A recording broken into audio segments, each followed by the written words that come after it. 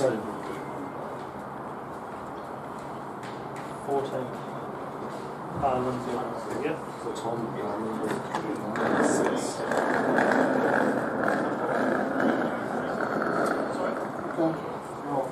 Ryan Hadley, 12. Jake Carter, 10. Yes, hello and welcome to a grey and overcast North Sydney Oval. I am the wise man, Matt Mears, and we're looking forward to one of the big rivals here in Northern Sydney. It is the North Sydney Bears taking on the Manly-Warringah Waratahs here in the Kingsgrove Sports Centre T20 Cup here in the New South Wales Premier Cricket first grade competition. As mentioned at the start, grey overcast conditions find us here. As I said, we're just having the players leave the field now to get warmed up, so we'll be starting momentarily, but before we do, we better get our broadcast team introduced and ready to go. First up, he's live from his electoral coverage last night, so a bit of a change in speed for him, but he is the godfather of the bench. He is the raging bull, Anthony Caruso. Anthony, it's great to have you here for the first time on our cricket calls this summer. Thank you very much, Matt Mears. Good afternoon to you and to everyone from wherever you are listening right around the world. Yes, T20 cricket returns to the hallowed turf of North Sydney Oval. Probably one of the best grounds to play T20 cricket from anywhere in Sydney. That is, of course, excluding the Sydney Cricket Ground itself. It's a rather grey old sky over old Sydney town at the moment, but North Sydney Oval, in its absolute splendour, looks a treat today. Well, it certainly does. We look forward to calling this game momentarily. Next up, as I said, we found him last week at Allan Border Oval. We thought we better get him back into the box this week because he did such a good job there. He is our voice of rugby league, our voice of rugby union, but he's also a pretty damn good cricket commentator as well. He's Kiwi Nick Ranish. I'm sure you've had the highest of highs and the lowest of lows over the last 24 hours with how the Black Caps have performed, but I'm sure that won't influence how your calling will go today. Yes, I was extremely high on emotion at around about 5 o'clock yesterday with a 10-wicket pull by Ajaz Patel, and 2 hours later I was in deep depression after being all out for 60 through the Black Caps. I'm level today, I've had a good sleep, I've had a run, let's move on. Well, after some of your performances on here with how the Black Caps are going, we thought we'd just better bring you down a little bit back to earth here, but we kid. We look forward to your call and Anthony's call here today of this big clash. Obviously, always a big clash between these two clubs. A little bit more spicy over the past couple of years with some of the exits we've seen come across from Manly to North Sydney. And vice versa, we should add as well. We've had one player go from North Sydney to Manly over the last couple of years as well. Yeah, well, we have. I think it was Ben Bryant that made the trip across in the last couple of seasons. But you've had the Alexander brothers, the Crossway brothers, Brad Wilson. I'm sure he'll have been mentioned on air. How much did we pay you for that, by the way? We've got some secret thing going. Yeah. I can't divulge what that is. We can see the other one, Jacob Graham, right there. Yeah, the Ox is here. He is here live on in the HP scoreboard, eh? Yeah, absolutely. I love you getting that one in already. We do thank our good. Thank you, Andrew Russell, the voice of God, always in the background, making sure that we keep ourselves in line and keep ourselves on air, because without him we probably wouldn't still be on air. But as I said, we are looking forward to this clash today.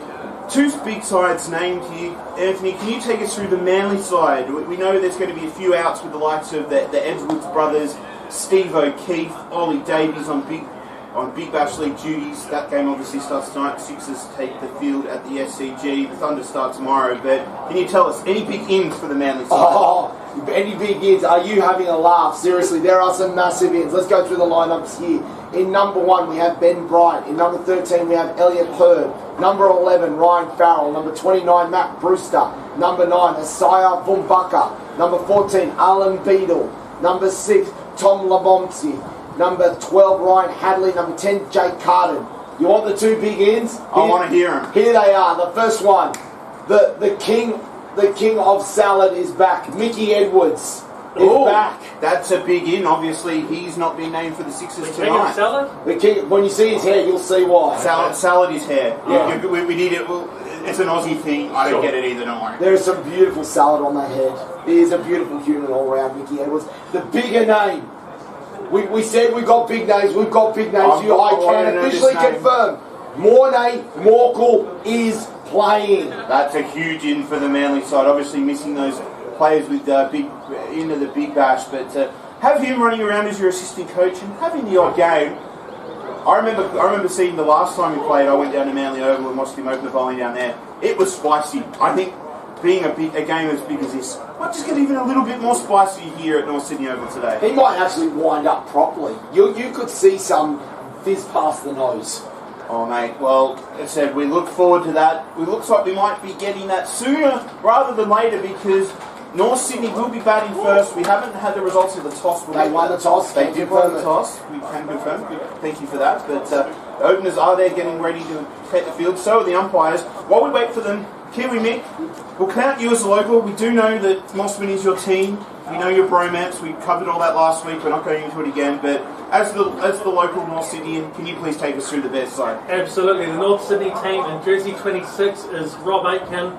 32 is Justin Avendano, of course, a lot of experience there in the Big Bash. 36 is Sam Alexander.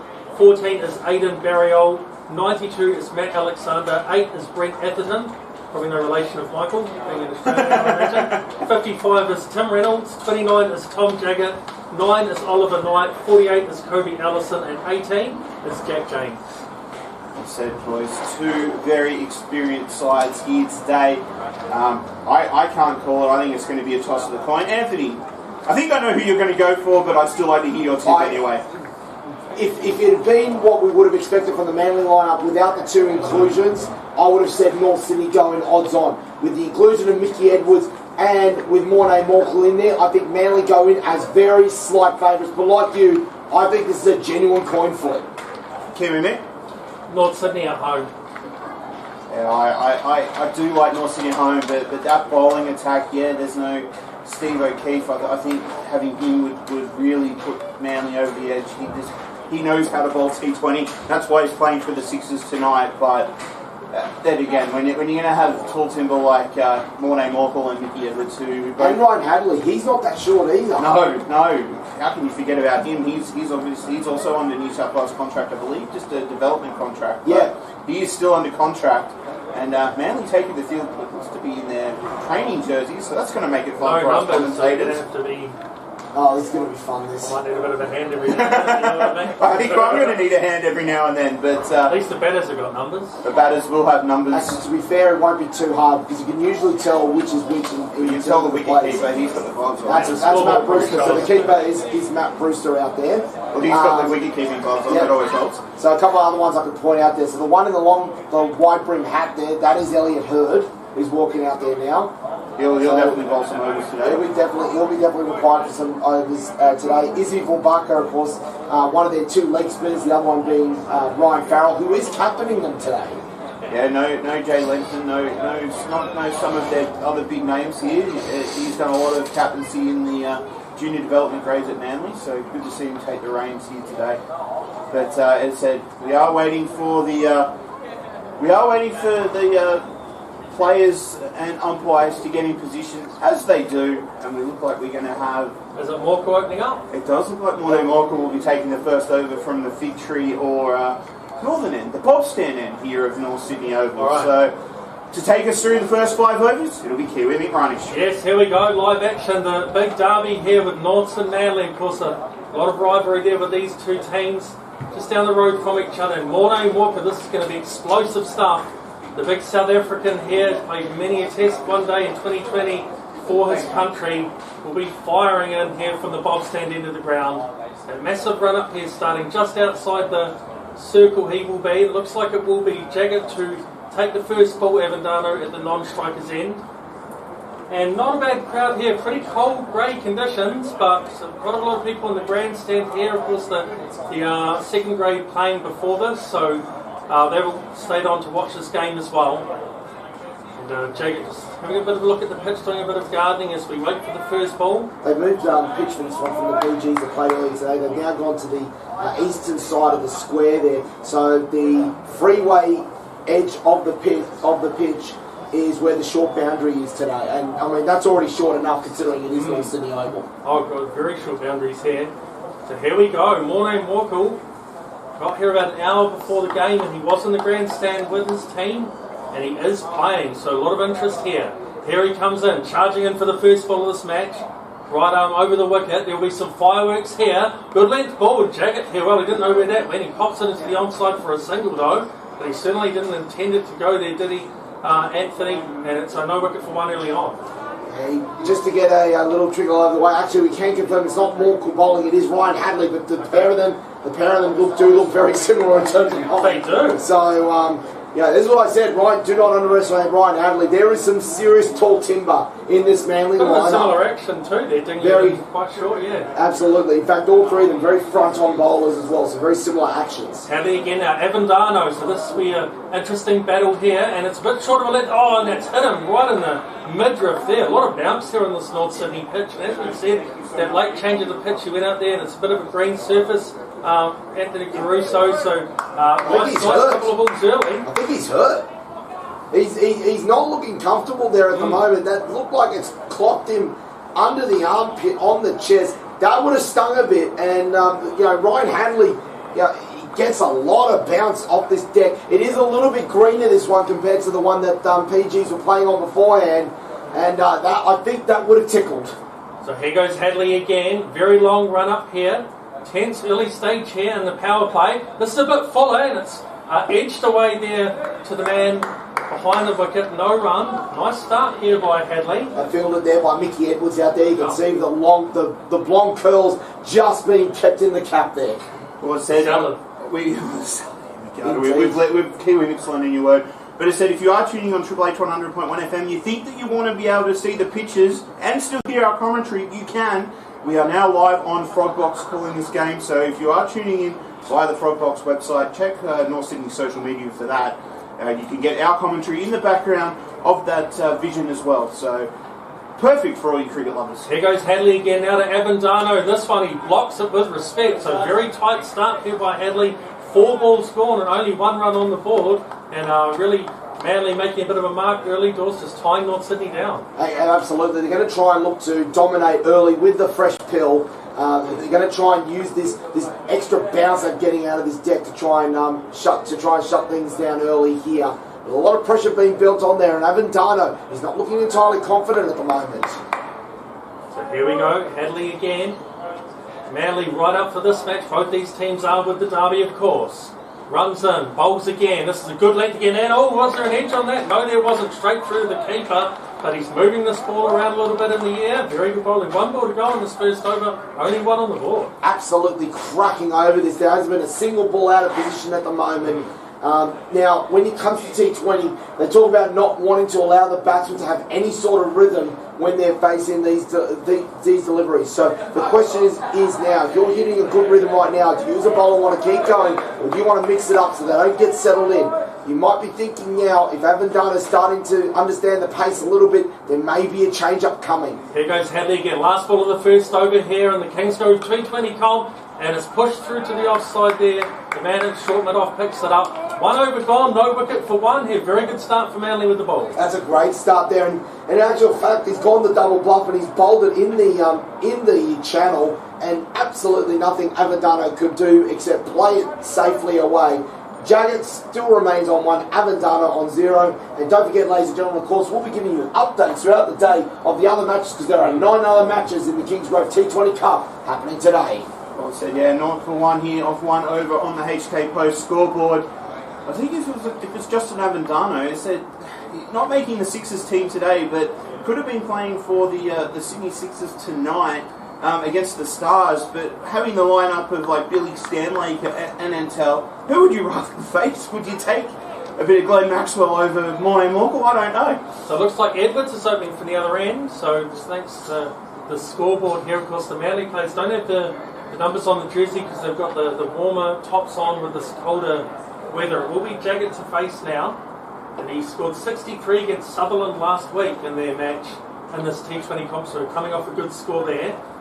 Here goes Edwards, charging in from the Ken Irvine scoreboard end, and this is right up there in the block hole, pushed away into the offside to the wide mid-off, and it's a single, no wicket for 2.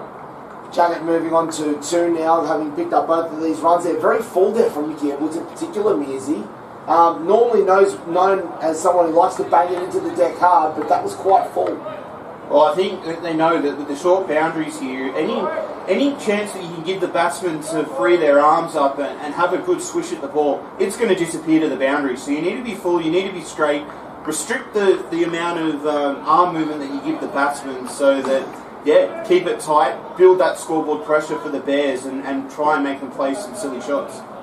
And we've got our first moving of the sight screen for the day by the players. We had a few of them at Allan-Border Oval last week. We certainly did, but you'd think somewhere like North Sydney Oval, they might have found some lower graders around to do that for them, but obviously not. Mid-on and mid-off getting called up to perform some extra duties. At least it's not the one on Walden Oval, as you know, Mearsy, because that one there you need a forward pack to actually push those side screens. Mate, that's my one at Effingham as well. It just has the little wheels underneath that that are always flat and weigh about 1,000 tonnes. Edwards now to Avendano. Where is he going to go and length this one? Oh, it's a nice ball moving away on the offside straight through to the keeper. And Avendano here, normally pretty free-flowing, really struggling to get away. Maybe he does have a bit of an injury from that one that hit him in the midriff. Yeah, he's probably still a little bit tender there. That does, if you do get pinked in any sort of cricket, it does leave you a little bit second-guessing yourself in terms of where you think that next ball is going to be coming from there. So it's going to take, in Test cricket you can get away with it because you can use a couple of overs to settle yourself down here. T20 cricket, you don't have that time. You need to just be able to get on with it. Here goes Edwards again to Avendano. And this one a little bit short. It's flicked away and it could be 4. Rolls away to those picket fences here at North Sydney Oval. There's the crowd, gives them something to cheer early on. And it's no wicket for 6 here in the second over. And not even then, not exactly the most convincing shot, Matt Mears, because he's had a bit of a waft at it, and it's a thick inside edge, and it's beaten the fielder at deep forward square leg for 4 runs. Not entirely convincing there from Justin Avendano. No, but it wasn't a good ball there by Edwards. With this field set, he needs to keep it outside off stump. And a player like Avendano can put that stuff away. Avendano on strike here, a big hoik here on the offside, straight through to the keeper. So nice bit of bounce here on the surface, and I wonder what Mornay Morkel's going to do with that bounce today. We're looking forward to seeing him bowl shortly, that's for sure. I still have memories back to when we saw Mornay for the first time, and it was him against Daniel Sams over at Coogee Oval. That was a battle for the ages. Oh, mate, as I said, I think any time you get a player with the skill level of Mornay Morkel playing in this, I like that he knows his scope. He'll bring it back that little bit when needed as well, but it's a great contest. Edwards again to Avendano, and he's gone for it. This is straight up. This should be caught. The man racing back here, and he takes it on the offside. Great catch. It went up for an absolute eternity, and Manly get their first wicket, building the pressure. And Avendano a bit out of sorts today. He's gone, and it's 1 for 6 here in the second over. I think that might have been little Izzy Vumbaka who took that catch. He's the smallest player in that field. Sounds like a rugby sevens player, doesn't it? Izzy Vumbaka, yeah. Oh, mate. He's Italy's best player right now for cricket. He's had a lot of work to do because Matt is in the air. That white ball with the cloud cover around it, you struggle to see that ball. Well, we did. We saw that when we were at Allan-Border Field last week. Anytime the ball goes up, because they're very similar colours, it's hard to pick it out of the sky. You might prefer it probably even coming out of the green hill of the Doug Walder stand on the opposite side of the ground. But as I said, it was a great catch, great to judge, particularly with that depth perception. You're not quite sure where the ball, how fast it's coming down, but to be able to judge that, take the catch. It's been great bowling so far. HK Post scoreboard 1 for 6 in the just finishing the second over here. That's a great start for Manly. Don't let their big players get away to a fast start. Looks like Atherton has come to the wicket, so Brent Atherton coming in at first drop, and of course it will be Jaggett to face because the batter's crossed there. That ball up for an absolute eternity. Very good catch in the end. Tricky ones, and Manly here keeping the pressure on. Edwards got one more to face there. And just to let everyone know, that is actually the second wicket to have fallen for today's round of the Kingsgrove T20 Cup. The first one to fall, Angus Robson for Eastern Suburbs, bowled by De Blasio against Sydney for 3. So both wickets falling simultaneously. Here goes Edwards again, bowling to Jaggett this time. And this one pitched right up on that block. Get off, sliced away, and it might roll away. No, it won't. It'll be just short of the boundary. They'll pick up a couple there, backward of point. So 2 overs gone here, and it's 1 for 8. And is that a no ball? Umpire Yes. signalling. Umpire has called no ball. I don't know if the scorers have quite picked that up. Yeah. They are in the box next to yet. us. They I think picked they it just up. picked it up now. What's happening on the window? Ladies and They've gentlemen. got it. Oh, where's the charge? Where's the charge sound when we need it? It is a free hit, ladies and gentlemen. Dun, dun, dun, dun. Dun, dun, dun, dun. I wonder if Andrew Russell's got something like that ready for us there. So Only the applause for when I come on. it is a free hit. Here we go. This could go to the Harbour Bridge. Edwards bowling to Jaggett again, and this one. But it's not out because it's a free hit. Is that correct? Yes, It's not out. It's not out. Well, there we go. It's all happening here at North Sydney Oval. 2 overs gone, 1 for 9.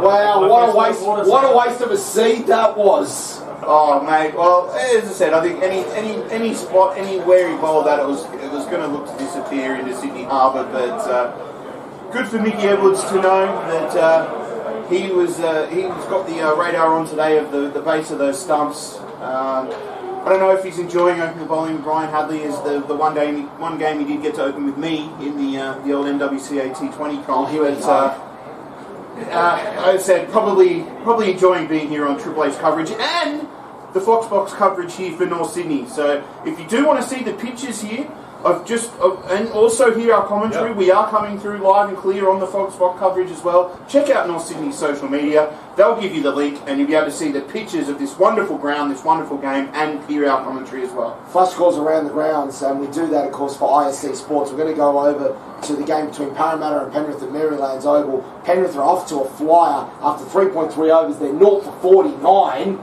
0 for 49. Tyron Lydiard not out 37 off 16. That's a great start. Absolutely. That's a monstrous start, isn't it, Mearsy? Oh, mate. That's all about 14 and over or something? Something like that, yeah. Looks like Lemmonby coming on to bowl and Atherton to face. Hey, it's just the pacemen keep coming. When you've still got Jake Carden, you've still got Mono Molkle not bowling, so we're seeing the number of probably 5 pacemen in this Manly lineup coming in. There's not going to be any. It's not going to relent for them. They're going to be tested here in North Sydney. So here goes Lemmonby now. Left arm bowler to Atherton. He leaves it almost like a test match there. The action starting on Wednesday. Still a bit of cricket. Well, I said if We're going to you see a comeback from I've actually been told by work to take annual leave because I've got too much leave, and guess what day I've taken off? Wednesday. First day of the Ashes for a Legends lunch on my own. Everyone else will be working. Nice. And have a great day. well, I said if you want to hear No some one wants to come, they're all working. 11 o'clock I'll be at the pub. Nice Here goes one. Lemmonby now to Atherton again. And this is a pretty good length. He just punches it into the offside. A cautious start here by Atherton. I said it's normally my work from the office day, but I'm thinking I might be feeling the best to make the drive into the office on Wednesday. Stay home for that. But if you do want a really good Ashes preview, Splinters Tuesday night. It will be the Ashes preview. Myself, Arian Shah, and our other new starter in Andrew Hurlinger will be bringing. We've been given a second gig after our BBL preview last week. Lemmonby again to Atherton, and it's a bit of an awkward looking shot here, straight through to the keeper. Looks like it might be moving around a bit out there, and Lemmonby with a pretty impressive start here, 3 dot balls. Very good start here by Lemmonby, and he's getting the ball to just deviate a little bit. It's not often you get to see a left-hander bowling to a left-hander, so it's always a very spicy competition to see how this is going to turn out. Here he goes again, bit of a shorter run up than the first 2 opening bowlers, and this one again beats him. Yeah, moving away off the seam, and 4 dot balls to start this over. Just a defensive push, wasn't Yeah. it, Caruso? It wasn't not a lot of intent to try and play through the line of the ball. There is a nice big gap here at cover, between cover and point. They are just filling that now. They're looking like that's where they feel that the slip is coming out. But just probably needs a bit more commitment to the shots, not being so tentative, particularly with the scoreboard as it is here in the 3rd over. So here goes Lemmonby again. Runs in, of course, left arm bowler, and again just punch down the ground. They'll pick up a cheeky single, a bit of a deflection there. And North's just making hard work of it at the moment. We know these first 6 overs are key. They've got to get a bit of a run rate going here. They're struggling to get any momentum. It's 1 for 10 here with 1 ball left in the 3rd. It's a great start here by Lemon-B. I was actually a little bit surprised that they decided to bowl one over to start off with to Ryan Hadley and change it over. And I think maybe there's going to be a bit of a strategy here from Manly that they're going to try and just chop and change regularly to try and disrupt the rhythm of the North Sydney batters. It's an interesting strategy. Normally like to get a bit of rhythm, but Manly going the opposite direction, saying no, I'm not going to give the batsman a chance. So here goes Lemon-B again, this time to Jaggett. And it's a good length ball punch into the offside for no run. So very good over there. 3 overs gone, and it's 1 for 10. It's a great start here from Manly at the moment, and they're bowling within themselves at the moment. They're not actually trying to make anything big happen at this stage, Mearsy. Well, that's the great thing about T20 is if you can get a little bit of a roll on with the ball, sometimes just doing that, just keeping the pressure on, don't let the batsman play any big extravagant shots. Then the batsmen get it in their head that they need to lift the run rate, and they'll start playing things that are not in their comfort zone, and that's when wickets can fall and you can build on the great bowling of the people before you. And I think that's Manly's play now. They know they've got the bowling cartel there to keep it quiet. They know North Sydney are going to have to eventually push the accelerator, and they're going to wait for North Sydney to make the mistakes rather than them having to try and bowl some deliveries that may not quite be there to let them get out of the way. But yeah, I think we're going to see our first of our good friend, the former South African international. Yeah, take 2. Of course, the first over I pumped it up, and I'll try it again. See if I can They're get all up tall. to that level. They're all tall and skinny. What do you want from us? I'll tell you what, if they had the numbers on the back, I'd be making no mistakes. But it's all right. It's all Manly's fault. Funny game. So here goes Morkel, and making a lot of field changes here, interestingly, and taking their time to really keep the screws on. Will be Atherton to face.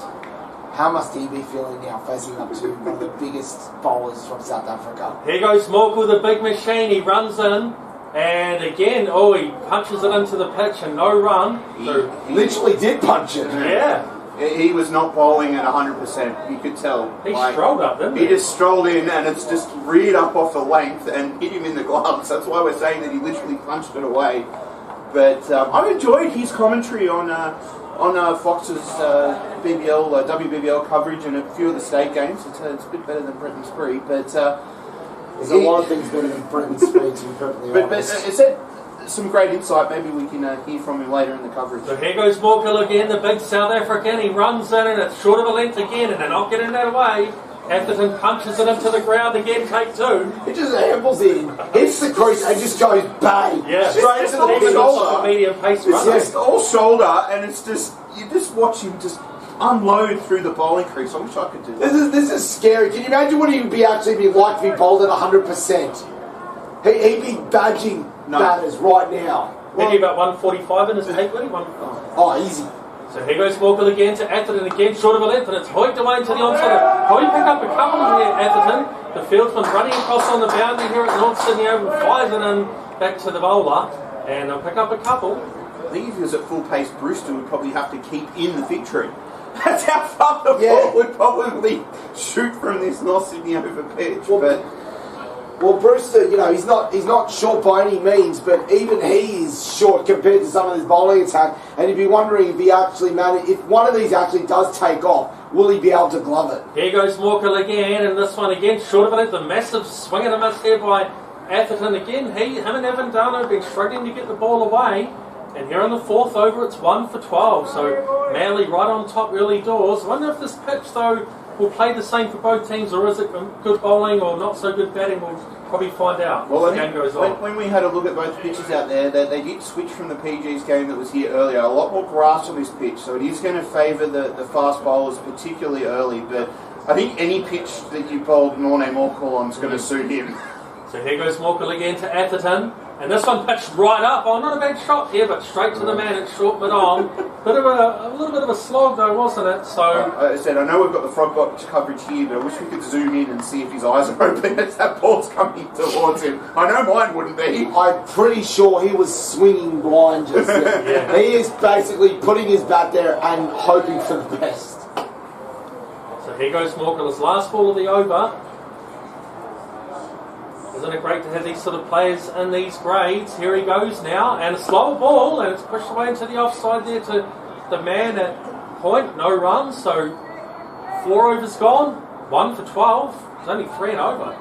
Very good bowling performance there as we go flash scores around the grounds, and we do that for ISC Sports. We told you about that game that started off out at Maryland's Oval. We said we thought it was going to be a hot start. Well, it's continued. After 6 overs, it's 0 for 68. Tyron Lydiard not out, 42 off 23. He's in a hurry at the moment. He's got some dinner reservations, or he's got tickets to the Sixers game at the SCG. He wants his game done and dusted. So it looks like it will be Lemonby to have another over here. So they've had 4 overs in a row and they've got a different bowler each one, but Lemonby will be backing up for his second over, and it will be Jagged on strike. North's really need to break the shackles here, the 5th over now. And this one, he's gone for an outside off stumble. We're down to 3rd man for a single. At least the intent was there though, Matt Mears, like you were saying. Well, that's it, yeah. We've seen some, I don't know, close-eye slogs maybe from against Mornay-Morkel in the last over, but that's not what we've seen from this Northern side. That intent, the mounting scoreboard pressure. It said 13 in the 5th over. That's not what we're used to seeing in T20. They need to get a move on. Lemonby now to Atherton.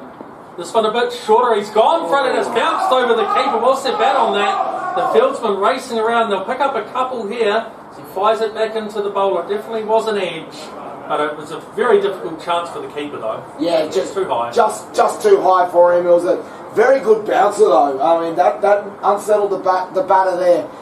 Just got enough to go over the top. The umpire has signalled that is the one bouncer for the over. Yeah, that was fairly high. I'll pay that. So again, Lemonby to Atherton.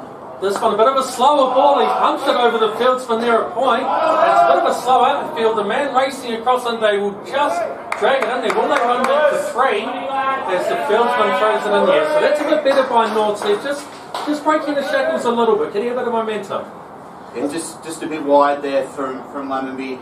Needs to get the ball a bit straighter. No one out there on the on that offside boundary. It is probably the longest boundary here with them playing on the most easterly pitch, but still, just letting him free the arms, Caruso, and anything like that needs to be put away. Well, he actually played that very well because he picked the slow ball, and instead of trying to hit through the shot, he actually hit under it. Actually deliberately played under to get it over the infield. So smart batting. Lemonby again to Jagger. This is a bit quicker, and it's a big hoik here, and it's just gone straight down to the pitch to the bowler at a very slow pace. So trying to break those shackles here in this first 6 overs. Another dot ball. Scoreboard pressure. That's what it is.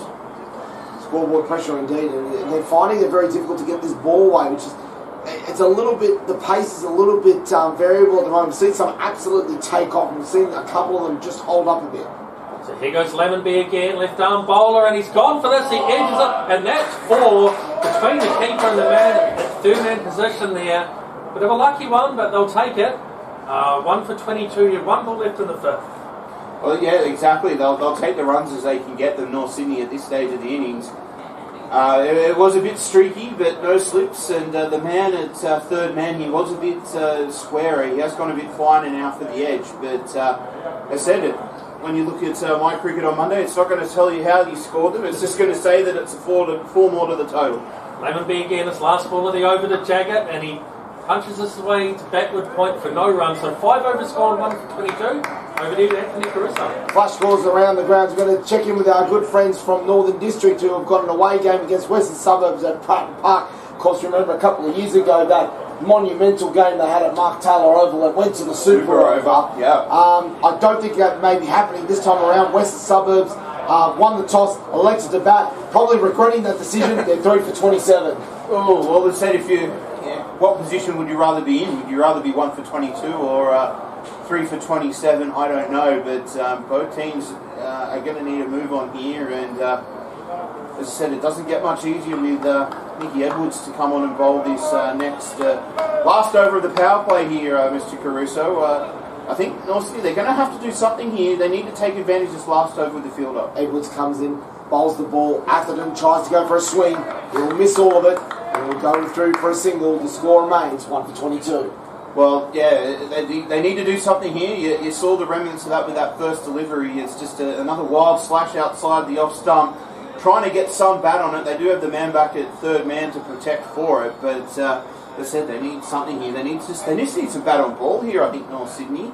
Just get a couple in the middle, get that confidence up. Just as I say that, the man at third man comes up. So hopefully no short ones outside off stump. Well, this will be the key. It's always crucial to see where those two fielders in the out are. Mickey Edwards comes in, bowls the ball. That's a straight slap down the ground there, and he'll pick up an easy single there, Brett Atherton. He goes to 9, and the score moves on to 1 for 23. Well, again, it's just more agricultural shots more than anything. It looks like he was trying to play a nice backhand cross court there. Maybe should be at the tennis courts down the road, not the middle of North Sydney Oval with a shot like that. But we've mentioned it before, and I'm sure we'll mention it again if this is how the run rate stays. Just that scoreboard pressure, needing to get it ticking along. Current rate's 4.3. Edwards comes in, bowls the ball, Jagged cuts well, takes a very nasty bounce off the edge of the square there. The race is on to see if the ball's going to be pulled in. It's going to be very well pulled in. Are Manly going to prevent the third? Yes, they are. It's a very good combination fielding there out in the deep there. I think that might have been Jay Carden who was involved in that, and they prevented the crucial run being picked up by North Sydney. Tom Jagged picks up 2. He goes to 11. The score moves on to 1 for 25. Yeah, interesting stuff. They're playing in the offside. The outfield, though, pretty slow, and Manly definitely have saved a couple here right on that boundary, of course, 2020, dragging it inside that row. Edwards comes in, bowls the ball, Jagged goes to drive. A lovely shot away. That's 4 runs. That's a lovely little chip through mid-wicket. A classic shot of its kind, Matt Mears, and that is fruit for picking. Well, that's what they need. They need some shots like that just to get some confidence up. Get those cogs turning inside the body. Remember that they can play shots like that. Sometimes you can forget when you've got this scoreboard pressure on. But I said only a couple of balls left here in the power play. What can they do with them? Edwards comes in, bowls the ball, Jagged back deep in the crease there, blocks it and no run. And that's something we've seen a lot of from time to time when it comes to T20 cricket, is what the batters do when it comes to readjusting themselves when they're coming into face. Do they take their usual position, maybe slightly outside the crease?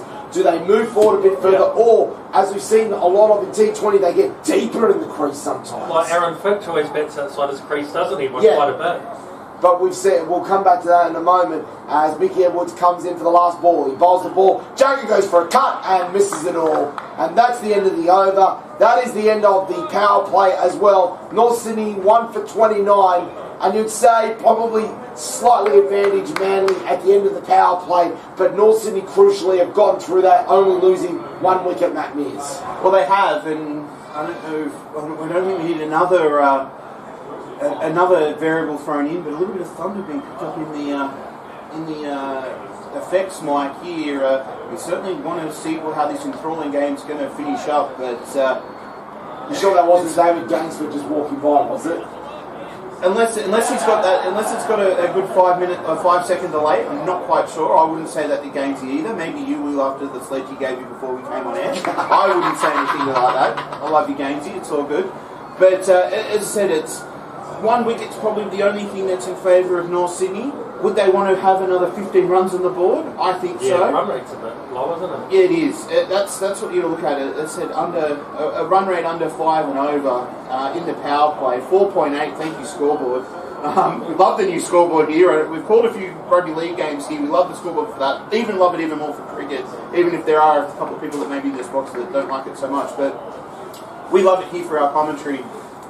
We see Elliot Hurd now come on. He's going to take the pace off the ball. It's going to make it even harder now, particularly with the now 5 fielders outside the circle. Hurd comes in, bowls the ball. It's a bit of a slice cover drive out into the deep. It'll be fielded out there by Ben Bryant, playing against his former club. And they wanted to, they won't get it.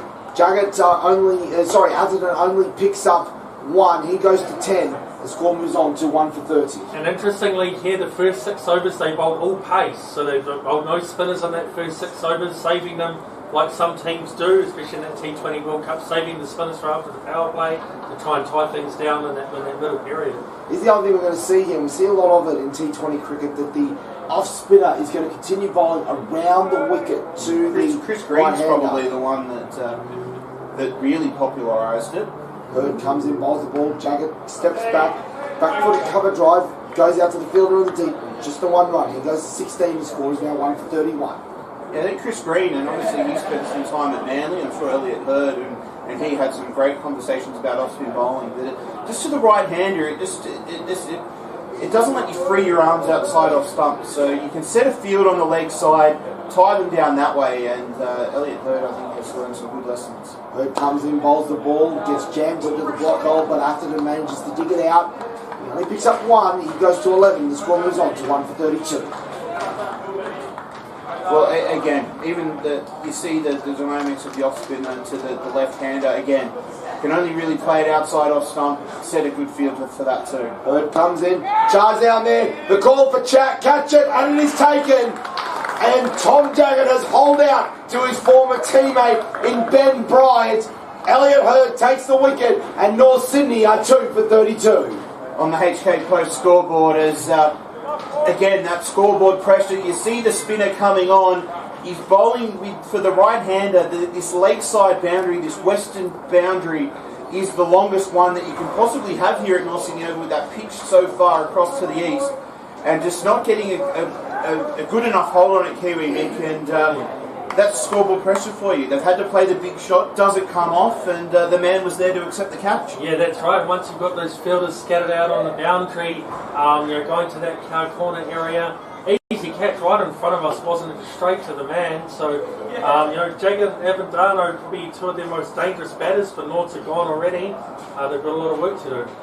New batsman coming out here is Tim Reynolds, and we go from, say, 2 of the classier bats that they've got to Matt Mears, one of the more damaging ones within North Sydney if he gets going. Well, we're looking at the run rate come up on the scoreboard here again. 4.8 here in the 7th over. They need something. They need something to spark this total, because if they keep going at this pace, that's not going to be enough. We've all seen games here. We've seen WBBL. We've seen New South Wales games here. You need a big total. Even like last week's one we called with Mossman and Gordon. Gordon getting 130 was nowhere near enough, was it? Exactly Similar right. sort of a run rate.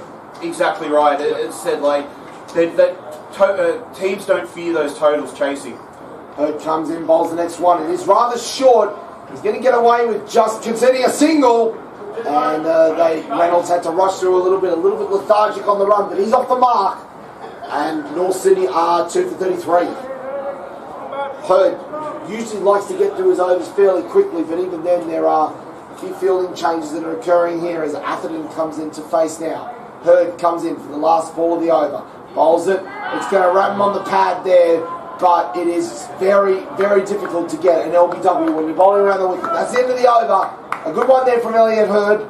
4 runs and a wicket picked up. North Sydney after 7 overs, 2 for 33 on the HK Post scoreboard. Again, another good over there from Hurd. You can see North Sydney's tactic. They see the slower bowler. They want to be able to hit him out of the attack. The one shot they did try went straight down the throat of Cow Corner here at deep mid-wicket. They need to try something now at North Sydney. They're not going to relent there. They've said they've got the big full fast bowlers that we've seen before. We still haven't seen Jay Carden, who also is very capable right arm bowler as well. There's just no respite from the attack here from the bowlers. But North Sydney has said this is their home ground. They should know how to play the conditions. They need to find a way against it. Change of bowler here as it's Mornay Morkel. No, he won't bowl it. It'll be a dead ball. Mind games. No. It looks like he's and I did notice that when I go to look up the square, there is the slightest step. Yeah, all the drop-in square. pitches. Yeah, drop-in pitches. They don't quite sit flush with the rest of the outfit. So he's just getting himself used to that little step there. We'll see how he goes here. Mornay Morkel coming in, bowls the ball. Atherton tries to get forward, plays a late cut, goes down to Alan Beadle at third man, picks it up, throws it in, and it's just going to be the single there. And it's that's going to be Reynolds actually, I should be saying. Reynolds picks up the single. It is now 2 for 34. Well, I can just see. I just watched his run up there just to see what issues he's having, and you can see his foot just as he's about to load and go into his delivery stride is landing on the end of that cut strip there. So if there is any level disparity there, that will be putting any bowler off, no matter if you've taken 385 test wickets or you're a park bowler like me. You want to have that just nice clear run in as level as possible so you can gather and deliver. Walker bowls, Atherton goes for a pull shot. That's a great pull shot there. One bounce into the fence, 4 runs, and that is something that was desperately needed by North Sydney. Atherton goes to 15. The score is now 2 for 38. A cracking pull shot. Yeah, that was a great shot there by Atherton, especially against Morkel. So he's been struggling a little bit, but hopefully that gives him a bit more confidence to get things going, get a bit of momentum. As you were saying before there, Nizzy, as well, it doesn't necessarily need to be completely level, but at least it needs to be consistent, the run-up. Well, it said if you're landing and it's got any level disparity, even if it was a slope, at least if your foot can land flat, then it's okay. But if your foot's landing and there is a disparity from where the top part to the bottom part of the foot is, it's going to be uncomfortable. Morkel comes in, bowls the ball, another short one there, and he's out. And one of the softest of catches there. Atherton thought that he had an opportunity to get on the pull a couple of times. The second time, he's absolutely miscued the pull shot, and he's put it straight down the throat of the fielder at mid-on. He's out for 15. North Sydney are now 3 for 38. Well, again, just Morne Morkel, he loves bowling at just short of a length.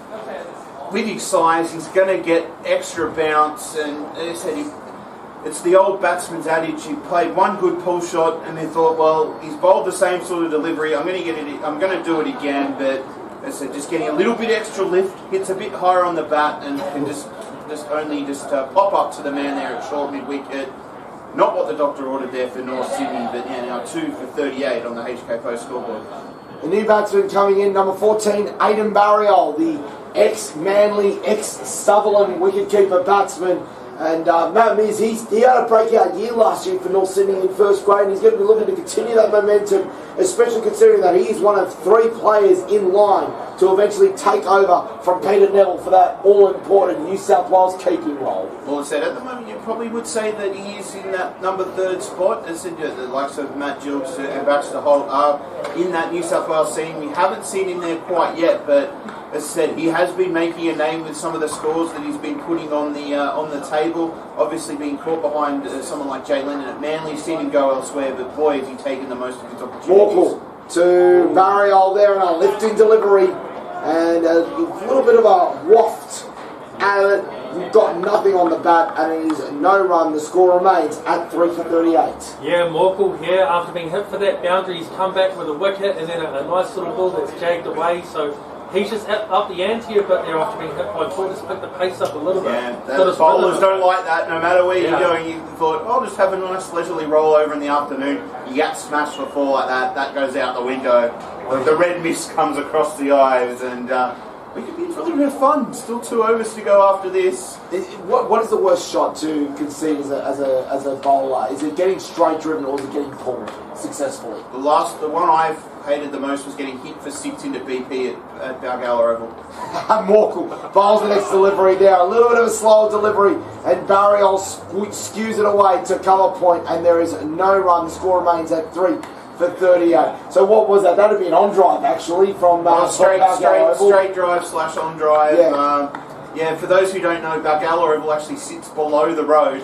So it's had to go up the hill, over 6 lanes of traffic, and then into a petrol station. So for those at home, that's a big hit. That's a very big hit. As Morkel comes in the bowl, the last of this over there. The pull shot attempted by Barriol there. Has he found the gap out of the deep? No, he hasn't. But he will pick up a single there, and that is the end of the over. A very successful over from Morne Morkel. His figures, 2 overs, 1 for 8. North Sydney are 3 for 39 on the HK Post scoreboard. Tim Reynolds on 2 and Aidan Barriol off the mark on 1. Yeah, they're really tying them down, aren't they? Manly still very similar to last week's game here when Gordon were batting first against Mossman, just struggling to get that momentum, and they're below a run of ball effectively as well. So they've really got to find something. And as you were saying here, Reynolds is the man that can really launch if he gets going. So he probably has to maybe go after the spinners, I think, here. Elliot Hurd is going to be coming back on to bowl his second over, sitting on figures of 1 for 4 at the moment. He's looking he's been looking pretty good out there so far. Bowls the next ball, and Barriol goes for a cut, misses it, and not the best of keeping there from young Matt Brewster, but no run conceded, Matt Mears. Well, yeah, a bit of hard hands there from the keeper. He just got a little just soft and go back with the ball. Hurd comes in, bowls the next one. Barriol, a little push down the ground, comes off Elliot Hurd, who managed to get a hand on it. Probably saved 1 run there because that was in enough of a gap that if it beat everyone, it would have been 2. So 1 to the score, 1 to Aidan Barriol. He goes to 2. The score now 3 for 40. As everyone is back in position and ready to face the next delivery. Reynolds now facing Hurd. Comes in around the wicket. Comes in and bowls the ball. Reynolds looks to go hard, but it just drops on him and is forced to just play it along the carpet to Mickey Edwards. Picks up a single. He goes to 3 and the score moves on to 3 for 41. Well, you can tell with the last ball there where you had 4 people, you had cover mid-wicket, long on and long off, all running after that ball. It just shows how Manly have their tails up. Had it been sort of none for 80 at this point, maybe one person would have chased it. Hurd comes in a full toss and just a little bunt down the ground there from Barriol. Once again to Mickey Edwards. He picks up a single. He goes to... We're going to wait to see if it ticks over formally. No, he is on 3 and score now 3 for 42 on the HK Post scoreboard. Hurd comes in, getting through it quickly. Bowls a much slower one as he saw Reynolds try to charge him. Reynolds just picks up a single as he nudges it down to backward square leg. He goes to 4 and it is now 3 for 43.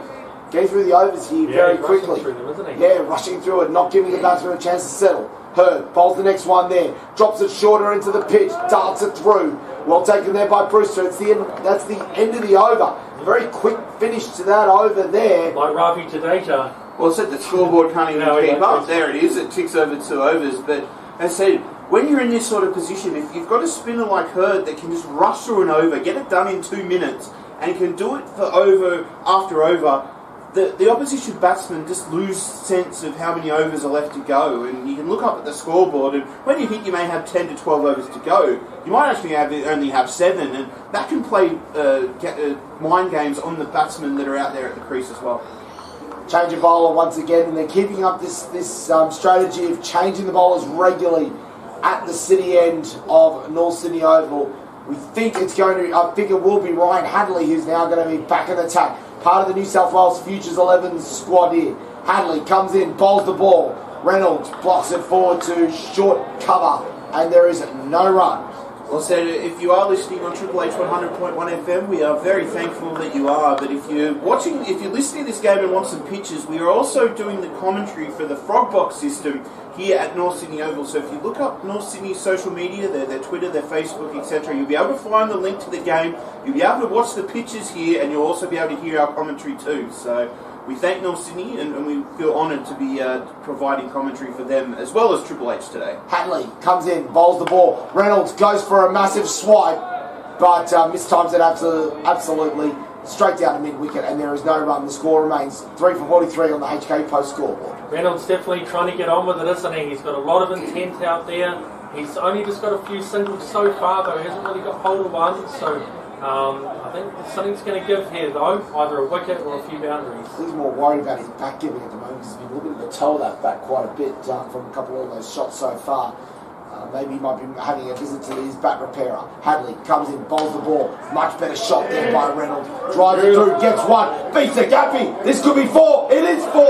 That is a cracking shot there. Probably the shot of the day so far. That was all class there, Mount Mears, as Reynolds goes to 8. Well, and as we've seen on this longer side of the boundary as well, it has been slowing up towards the boundary. So it's a nice, sweetly timed one off the bat. You could hear the crack through the effects, Mike, but that's what you're going to need to get it to the boundary today, particularly a little bit heavier than normal with the rain that we've had. But as you said, shot of the day, cracking cover drive.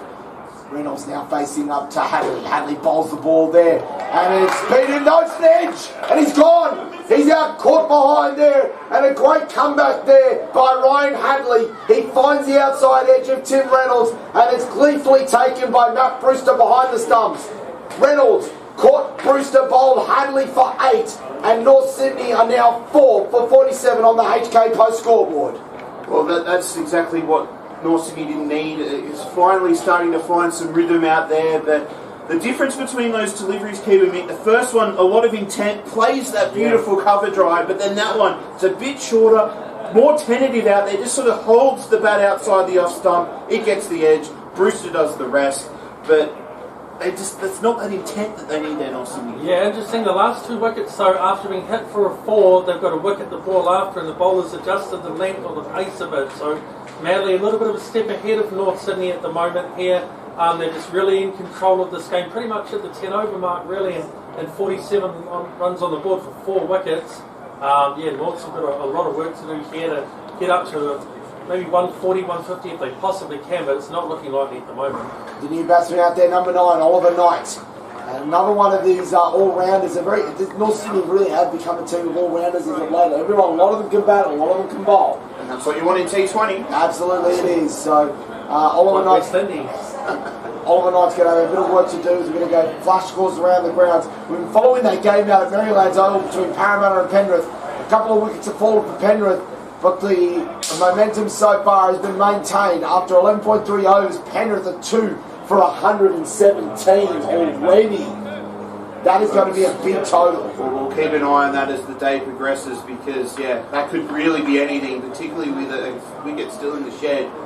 They're going to go even harder with if that's possible, so I'll be interested to see how that ends up. Hadley coming into Knight, bowls the ball there. It's going to be worked down to third man by Oliver Knight. He gets off the mark with a single, and North Sydney are now 4 for 48 on the HK post score. Well, nice there from Knight. A little bit of width outside off stump there from Hadley. Can just guide it off an open face down to that man at third man. Hopefully he's seen the sins of the batsmen that have come before him and can keep up that intent, because that's what they're going to need now. They need something, and they can't just go back in the shell, not particularly the run rate of 4.9. Hadley comes in, he bowls the next delivery. Barriol goes for the pull shot, hits it pretty well, but straight to the fielder at forward square leg. It's Mickey Edwards on the fence there. He gets a single, and he goes to 4. The score is now 4 for 49 at the end of the 10th over, and North Sydney making hard work of it, not even at 5 runs and over at the halfway mark of the innings. Yeah, definitely they are. And Manly have just rotated their bowlers while Morecambe's bowled well. They've got a good variety here with their bowling, and North's really struggling to get them away. Well under a run of ball there, score at the moment. Elliot Hurd now coming on for his third over. They've gone one end where they're constantly changing up the bowlers, but Elliot Hurd is onto a good thing here at the moment. So they're going to keep him on to bowl. He's going to be bowling to Aidan Barriol from around the wicket here. The little off spinner comes in, bowls the ball. Barriol goes deep into his crease, pushes it out to forward point on the fence there. Be picked up by Edwards out there, throws it in. It'll be a single to Barriol. He goes to 5, and that's 50 up for North Sydney off 10.1 overs. Once again, trying to get through the overs as quickly as they can, but North Sydney, I think, are onto it. Yeah, nice work. That's what Kane Williamson did against Jadeja in that test that New Zealand saved. He'd actually just go to a bit of gardening and just slow him down so he couldn't rush for his over. It's good tactics. You're in every right to do that as well. Yeah, you are, absolutely. As Hurd comes in, bowls the next delivery. Knight tries to go long, tries to go hard, and he'll do it. He'll clear the fence. That's the first 6 of the match here. It goes to Oliver Knight. He goes to 7, and North Sydney 4 for 56 on the HK post scoreboard. I know he's hitting against the spin, but that is the much shorter side here towards that Doug Wilder stand. He needs to use that, even if it is against the spin. Hurd comes in, bowls the next delivery, and it's a big inside edge. Oliver Knight trying to go inside out over cover, and he'll get another single there. He goes to 8, and is now 4 for 57 on the HK post scoreboard. But at least he's showing some intent here. He's trying to get that scoreboard moving. I haven't really seen that from any of the other North Sydney batsmen. He's trying something. He's trying to be positive here and get that run rate up. Hurd bowls the next delivery. Barriol gets back in his crease. Cuts well. This could go to the fence. It will go to the fence. A lovely cut shot there. Aidan Barriol having to give himself space, especially hitting against the spin of the off spinner and Elliot Hurd, and finds the smallest of gaps through point. He gets a boundary. He goes to 9, and the score is now 4 for 61. Hurd comes in. He bowls again. It's going to be pushed away by Barriol, and a chance of a run out there. It won't happen, but there's an overthrow here. He's going to have to get on his skates to get the run. There's an appeals for a run out, and Knight has made his ground there. A bit of a scramble there. All sorts happening out there. Take a breath, everyone. Aidan Barriol is on 10, and North Sydney are 4 for 62. I think you're the one that needs to take a breath there, Mr. Caruso, but there's certainly a big appeal for that one, particularly by the man that's out here at deep mid-wicket. It said, well, I'm looking directly over his shoulder. I thought he was home, but obviously they want to continue the momentum that they've got here. It is good to see the run rate, though. It's up now to 5.7, so they've been able to use a couple of loose deliveries by Hurd get the scoreboard ticking, but they need to now continue it against the fast bowlers. Hurd comes in, pulls the next delivery. It's a dart, this one here. Sure. Knight slaps it down to Mickey Edwards. It's a deep mid-off, and he'll throw it in. They'll get a single, and that's the end of the over there. 9 overs left for North Sydney to face. Aidan Barrier on 10, Oliver Knight on 9. The score on the HK Post scoreboard, North Sydney 4 for 63. And I heard you a little nice there, but you can hear the click coming through the effects mic. Like, when you hit the ball like that, you want it to go for 4, just because of the noise that it makes coming off the willow. But was that 14 off that over, eh? So that was the best over so far for their batting for Norths. I believe so. I believe it was 14, but best over by far. They were able to get Hurd away, probably just bowling a little bit too straight with the field set. He needs to be trying to encourage the batsman to hit to this longer side. But North Sydney, they're going to be doing things now. They're going to be moving around the crease, trying to take advantage of that short boundary. He's back on now. Mornay Morkel bowls to Knight. Knight clips him away, clips him away nicely. Beadle's got a bit of a chase to do. He'll pull it in, but Oliver Knight will pick up 2 runs there. He'll go to 11, and the score moves on to 4 for 65. He's someone that Manly, like without Steve O'Keefe, his left arm spin, not being able to bowl it due to some injuries had in the last few years, he's someone that would bowl very well. Obviously, a lot like Elliot Hurd, try and tie them down and get through those overs quickly. They do miss him not being at the bowling crease. Morkel now coming in. He bowls the next delivery to Knight. Knight tries to fend it away, but that searing rise from Mornay Morkel. That is why he's taken 350 plus test wickets. Some of those balls he used to bowl in test matches when he first came on the scene. Remember how fast he was bowling short to players? I'm glad. Obviously, being a kid growing up in Australia, you want to wear that baby green, but if I had to face anybody like that, I probably wouldn't be here right now. I think any of us would be here right now. Morkel comes in, bowls the next delivery. Oliver Knight goes for a swing, gets absolutely nowhere near it, and there is no run. Well, it's about the first one he's pitched up anywhere, and I think he's 2.5 overs here, Mornay Morkel, so he's gone well. I'm putting him into the grandstand, but as I said, even if he pitches it up, he's going to be able to get a little bit of movement off that seam, and I think... Forget the grandstand. If he actually manages to get hold of one, considering the pace it's coming down on, if he does get a hold of it, it's going to be down to the rag and famish. Woolies Nacho at North Sydney as Morkel comes in again. It's a little dab pull shot there from Oliver Knight. He'll get a single as it's fielded by Ben Bryant out in the deep there. And Knight goes to 12, and the score moves on to 4 for 66. Well, I said, I think anything that comes off the bat, if it comes off sweetly from Morkel, I don't think we've heard one yet. We've heard it off a couple of the other bowlers, not one off Morkel yet, but with some of that pace and bounce, it's not going to be an easy task. But maybe we'll get one. Maybe we'll get one before his spell's done. But it's going to have to be a sweet shot by one of these 2 batsmen. Absolutely, and now it's going to be young Aidan Barrier there facing the might of the big South African in Mornay Morkel. I don't think he's a naturalised Australian now, is he? He is. He is. Morkel comes in, bowls the next delivery there, and appeals for LBW, but that sounded a little bit woody, that. Yeah, I reckon he got better on that. That sounded a little woody there. No run there. Barrier remains on 10, and it's 4 for 66. Well, I said he is a naturalised Australian. He's married to an Australian, has children. I'm still surprised that he can actually play in the Big Bash League as an Australian player. Doesn't have to take up one of those overseas slots. I'm surprised he hasn't been picked up, but I still think if there's a possibility that he will be playing at some point. Morkel comes in, bowls the next delivery, turning it a low full toss. Barriel's got it away, and Barriel gets it away well. A nice time, lofted drive by Aidan Barriel to finish the over. He goes to 14. There's a much needed runs here for UTS North Sydney. The score on the HK Post scoreboard is 4 for 70. Beautiful drive, wasn't it? There, these 2 batters are looking all right, I reckon. They're batting. They're looking a bit more freer than the first few batters. So who knows here? Norths might get a bit of a run going with their batting. Well, Matt Mears, you've been asking for it for a while, and you finally have it. It is going to be Jake Carden bowling the next over. You've been asking for it. I mentioned it once. As I said, the Carden family, responsible for a lot of Collaroy Cricket Club on the northern beaches. He probably most famous of that Carden Pimble family. Don't tell Carl Pimble that. As Carden will come into the attack for the first time today, he'll just be looking to try and take the pace off the ball. As I said, it doesn't really bowl with the new ball a lot. He has that sort of Andrew Tye-like overs now, where he bowls towards the end, has those slower balls, has that cutovers, really hard to get away at the death. So like Dan Christian as well, he's sort of very good at that early. They mix up their deliveries all the time, don't they? Look, Dan Christian's variations of the slower balls actually make him probably one of the trickiest bowlers to face in T20 cricket. He's got about 5 or 6 different varieties of slower balls, and it's very difficult to get used to it.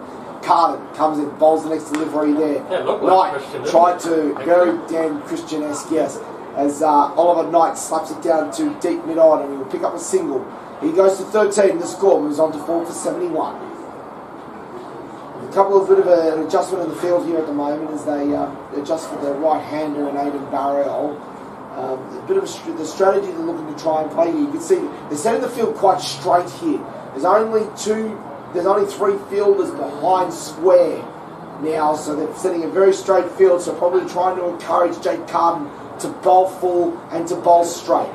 He now sets in from the northern end, bowls the ball. Barriol pushes it away, picks up an easy single as it runs it down to deep mid-on. It's going to be fielded by Mickey Edwards. Barriol goes to 15 and the score moves on to 4 for 72. Again, just trying to make it hard for the batsmen here. They've got a little bit of a run on in the last couple of overs. They've been able to get that run rate up now to 5.8. It was in the 4s for a long time. But yeah, just trying to apply the brakes here. He'd be happy to go for a single every delivery, just doesn't want to let the ball go to the boundary. Carden bowls the next delivery. Knight goes for a big swing. And the ball just seems to go bounce. No, I don't even think that bounced. That turned into an absolute worm bird of that delivery there. And there is no run. It was like the Mumbai pitch last night. Oh, some of them did roll. 62. Some of them did roll, didn't no they? excuses. It was shocking down in New Zealand. Mate, Kiwi back in for the next test. When we get you on a plane? Oh, no way. Carden bowls the next delivery, turns into a low full toss. It's going to be driven away by Knight. Out to sort of that area in between mid-on and deep mid-wicket. He picks up a single. Knight goes to 14. North Sydney now 4 for 73. Well, Kiwi Mick's cricketing abilities aside, maybe some of these North Sydney players, if they said they can get these worm burners going, maybe they might have some Kiwi heritage somewhere in them and can get on a plane to India. But Harry Conway, he's not playing in this game, is he? Has he got well, as I said, they still need to go. Oh. As the next one there is driven away by Barriol over cover. Bit of work to do without him there in the field, but it's well fielded there. The race is on. I tell you what, Oliver Knight, you'd want to thank your lucky stars that direct hit. Yeah. I think he was in trouble. That was a direct hit. And even then, if Carden got that ball clean into his hands, I think that would have been the third umpire there. Well, luckily we're the third umpire, so I don't think there's an actual official third umpire. I guess we are, but yeah, I still think it was needed a direct hit. Carden comes in, bowls the next delivery, charged down by Carden, hits it well, finds the gap, 4 runs. Aidan Barriol, well, if any man is going to do it right now to give North Sydney a competitive score, it's their young wicket-keeper batsman who's been in great form over the last year and a half. Aidan Barriol goes to 21, and at the end of the over, UTS North Sydney are 4 for 79 on the HK Post scoreboard. Also, these two, Carden and Barriol, would have played a lot of cricket together growing up, and through the lower grades of Manly, he would have known what was coming. I'm sure Carden knew what was coming with the batting as well, but it was just too good. Able to just do that hop, skip and a jump down the pitch. There's always no one behind the umpire. There's no one in front of the side screen, and that's always usually the best place to target. And Barriol, it came off nice and clean, and he was able to pick up another 4 for the total. Change of bowler once again at the southern end of the pitch. Just waiting to see who it is actually going to be bowling there. I think it's not Mickey Edwards. It might be Lavin. It might be Lee. It is Lavin. Well spotted there. Well, he's the only left armer. It's only the scoreboard that does it. Yeah, and it's on the scoreboard. It took a while for us to get up there. Mate, take everything you can get. Yeah. Interestingly, no Greg West playing in this game today because he's one of the big left-hander that they've got playing for them these days. So here he is. could also be on the junior somewhere else. Like Tom Lammonby comes in, bowls the next delivery, driven away by Oliver Knight down the ground. But Mickey Edwards is there once again. He's only going to get one. Knight goes to 15, and the score goes to 4 for 80. Yeah, definitely these two though, batting well, a lot of freedom, and a pretty good partnership here with Barry on 21, Knight on 15, just building up to something. That last sort of 4 or 5 overs, see what they can do. just some flash scores around the ground for IFC Sport. For Kiwi Mint, India none for 100. Yeah, they were none for 65. Lammonby comes in, bowls the next delivery. Barrier lifts it, goes up. Beadle underneath it, takes a very simple catch. And the 5th wicket has fallen for UTS North Sydney. Aidan Barrier caught at deep third man by Alan Beadle off the bowling of Tom Lammonby. And UTS North Sydney, well, their troubles just get worse. They're now 5 for 80. Well, again, they look like they're getting a roll on. They were starting to tick that scoreboard over, but now they have to start again, yet again. Fresh batsmen in. When we're in the last 7 overs, that's when you really want to be able to push that accelerator. They're going to have to back it off. They're going to have to back it off yet again, just for another couple of overs while the new batsman gets their eye in. As I said, I think that 140 you're looking for, Mick, I think maybe they're going to be looking at maybe 120, 130 now. If they can get to 140 at this point. Is their bowling attack pretty good knocks though? It's accurate. It's accurate. It's going to be hard. Never know. Yeah, exactly. You never know. I said anything is always hard to chase, particularly the cloud cover. The ball's going to move around a little bit extra, but as I said, these targets they're not scary for teams anymore. They don't put the fear in that middle order unless they're sort of in the same position and being 3 for 20. But I think North Sydney are going to have to bowl well to get the points out of this one. New batsman in, Jack James in number 18. The batsman did cross, so it's Oliver Knight facing. And Lammonby gets slapped down the ground by Knight. He picks up a single, he goes to 16. The score is now 5 for 81. As we can do a quick flash scores from around the grounds. And we head out to Bankstown Oval, where Bankstown and Blacktown Mounties are playing. Bankstown got a bit of a battle on at the moment. They're 5 for 102, but crucially for them, Dan Solway not out, 58 off 52. As I said, class player. How he's not in the New South Wales Sheffield Shield team at this current point in time, I don't know. But he's the rock for Bankstown. He's going to have to bring him home for him here today. Well, he's done it on countless times for the Bulldogs, and we'll see if we can do it again. Jack James just settling himself before he comes in to face his first delivery. He's going to be facing up to the left arm of Tom Lammonby. Comes in, bowls the ball. Jack James goes back to the next crease, blocks it back. There's no run. What's he got on the back of his helmet there? Is that no, that's hair. Bag, or is that no, that's his hair. That's hair, okay. That is salad. That is genuine salad. There's a bit of it out here today. Lammonby comes in, bowls the next delivery. It's a slower ball and it's whipped away by Jack James out to deep mid-wicket, and he picks up a single. He's off the mark. And UTS North Sydney are now 5 for 82 on the HK Post scoreboard. Why can't we have hair like that? Like Ted said, the flowing locks coming out the back of the helmet. My missus is too disciplined. She'll get the razor out while you're sleeping. Lammonby comes in, bowls the next delivery there. It's hit well. This could be problem on the side screen. It smacks the side screen on the floor. That's 6 runs to Oliver Knight to finish off the over. A great way to finish it off there.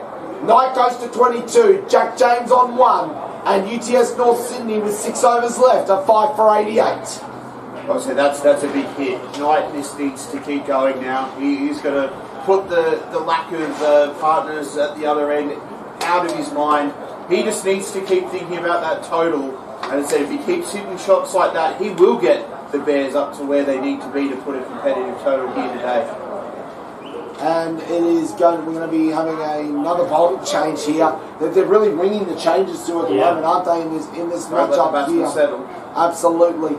I think it's going to be Ryan Hadley bowling the next one. Yes, it will be. Ryan Hadley now bowling to Jack James. Of course, these two do have played together in the Futures 11 before.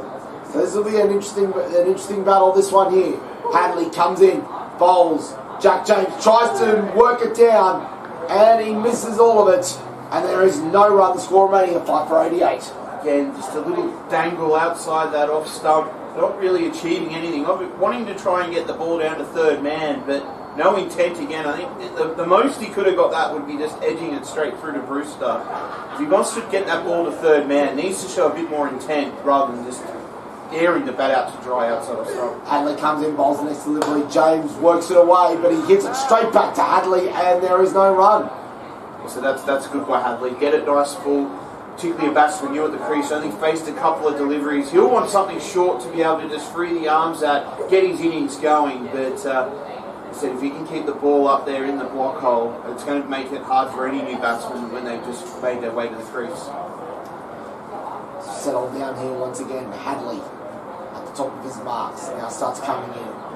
Comes in, he bowls the ball. Jack James works it away. He'll get two here if he beats to the short infielder at mid-wicket. So he'll field it out there in the deep by Ben Bryant. He fires a throw in. And it's two there to Jack James. He goes to 3. The score is now 5 for 90. So we go flash scores around the grounds. We're going to go back to Maryland's Oval. Of course we are. Yeah, because this is where the other big action is happening at the moment. Penrith, 16 overs gone, are 4 for 145. Is 200 possible there? We'll set 4 down, but if they can keep those wickets in hand, we'll keep bringing you updates. Hadley comes in, bowls the next delivery. A great delivery, that one. Squares up Jack James. It goes through to the keeper, and there is no run. And Ryan Hadley bowling with some serious heat at the moment. That was like Josh Hazelwood when he does the batters. Yeah, absolutely. He fired that one down. And he fired hard. Jack James, it looked like it did keep a little low on him, that miss. Yeah, I've noticed a couple of those ones.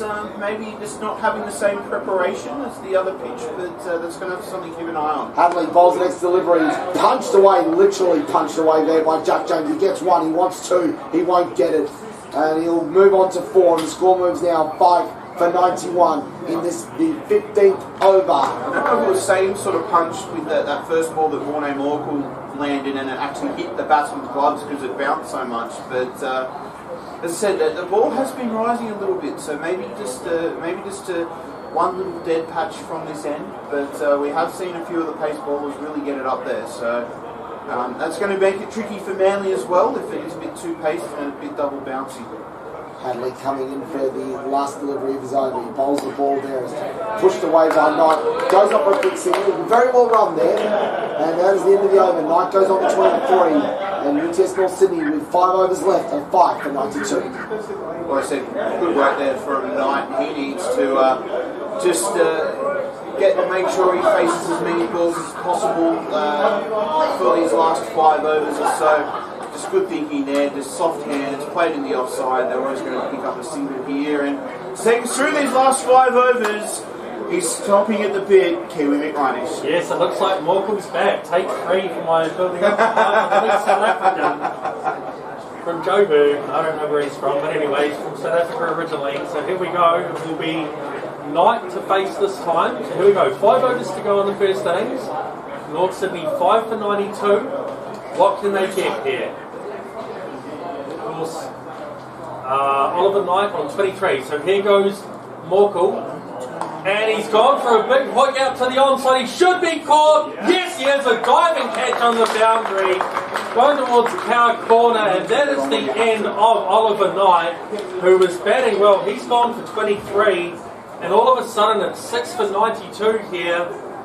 So Morne Morkel picks up another wicket. Digging it in short, just trying to get hold of it. Knight batted well, but eventually he's gone on the boundary there, Matt Mears, and it's just going to make it even harder to get a competitive score now, as it looks like Rob Aitken going to the wicket. Well, we'll have a chat about Aitken in a second, but Morne Morkel's last over, you thought they'd just want to see him off and then attack for those last 4 overs, but he was the man. He needed to stay there. He sort of had a look up at the sky, and as Ivan Bucker took that catch out on the mid-wicket boundary, he needed to be the one to stay there. I would have myself personally, I would have tried to stick it out and see Morkel off, then attack the last 4 overs, but not to be. Aitken takes it in. He played his 500th game of first grade yesterday for North Sydney. Yeah, I saw that. Yeah. He's doing 1992. Here goes Morkel again, this time to James on a good length, and he's beaten outside off stump. A cracking ball, cutting away off the seam. So Morkel here, 3.2 overs, 2 for 15, great figures. Yeah. And I tell you what, his inclusion today for this Manly team is huge. He's really making a difference, but their all-round bowling attack's been strong, isn't it? Oh, it certainly has, and as I said, you have someone like Morne Morkel, he's around the club. If he wants to play, he can, but he's one of 5 quick bowlers they got here. They've just been relentless. Morkel again to James, and this one's cut away here, down to third man. They will pick up the single. As they run through, it looks like Aitken will be on strike. 6 for 93 here in the 16th over. Yeah, well, Beadle down there, he's got safe hands, ex-Thunder player. He knows what the situation calls for, but you'd think, though, that they just try and see Morkel out. Yeah. He should be playing somewhere in the Big Bash. I don't know why he's not. I think he'll get a replacement deal at some point when maybe some injuries come to hand. So here goes Morkel now to Aitken, and he's beaten again. This ball's jagging around, and some of these batters, they just really struggling here with Morkel. He's always had a really good length, hasn't he? He's hard to drive. The back of a length hand, it's moving around a bit off a pretty green wicket. None of the batters have really looked in control, hence his figures 2 for 16 or 3.4. His height as well, because where a normal 6-foot man would come through off the pitch at a certain height, his extra bounce that he gets from his tallness just makes it so hard, particularly for newcomers. Walker again to Aitken, and it's straight through to the keeper. He's tried to swing it away on the onside, but no luck. That was a bit of a quicker one there by Morkel. I think he's only in about 2nd or 3rd year here now. He knows he doesn't have anything to prove at this level. He's not trying to take people's heads off. He just wants to keep his run tally down, as we see the run rate now dip below 6 again. 5.9, 4.1 overs remaining. He's just going to finish off nicely here. Morkel again, his last ball of the spell, the big South African, and he's going to get whacked for 6 onto the hill. Into that Doug Walters stand, the locals love that one. That was a cracking shot for 6. Beautiful stuff there by the experienced man at Aitken. 6 for 99 after 16 overs. 4 overs to go here. North need to get a bit of a hurry on to get a competitive total.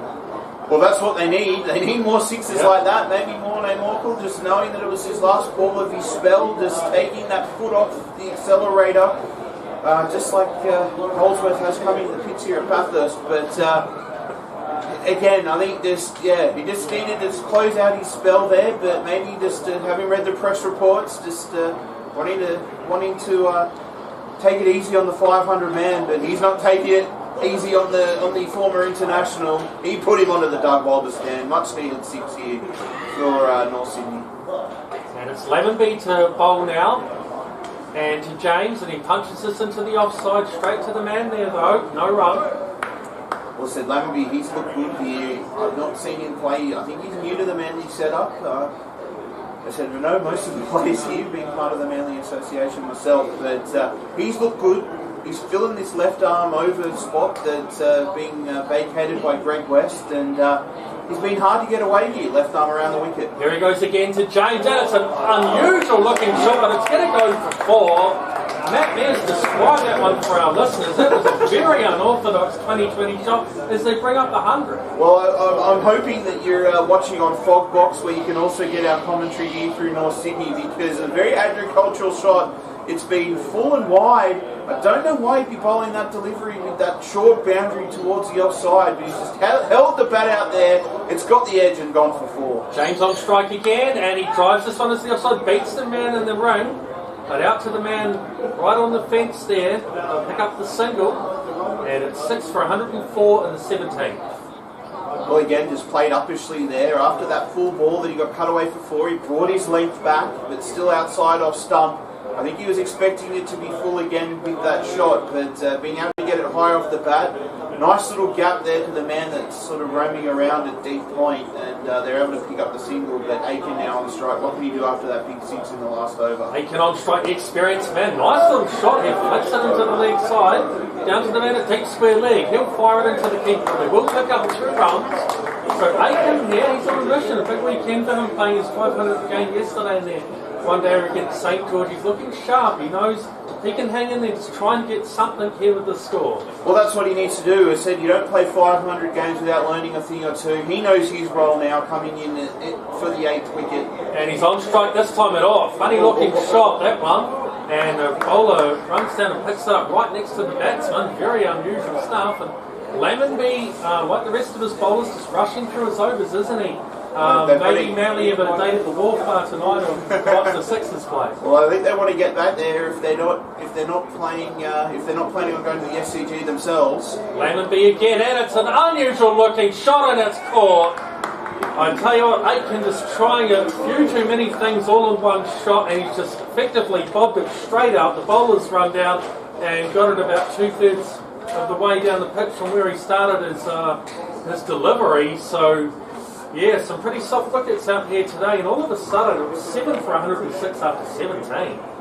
Well, we're trying to give him a rap here and saying that he's using his experience, but maybe playing a few too many shots that he didn't need to. Trying to be a bit too fancy, and at the end of the day, he's just got the leading edge, and it's just popped straight back up for the bowler to get that in his follow through. Hard thing to do, particularly because he's trying to stop, then having to start again and make his way down the pitch. A good catch though by Lammonby, and at the end of the day, that's not what they needed there in North Sydney. They needed the experience to stay in. Now it's going to fall to James and the new batsman in Allison, and 3 overs to go, only 106. I don't know what the score's going to be here, Kiwi Big. I do feel they need to put as many on the total as they can, or they're going to have to pray to Mother Nature or something that the heavens open up. Here goes Edwards coming in to bowl. And it's Allison on strike. He punches it into the offside, the backward point area for a single. In fact, that was James on strike. And it's a no ball. There we go. So a free hit here. Da-ding, da-ding. Here we go. I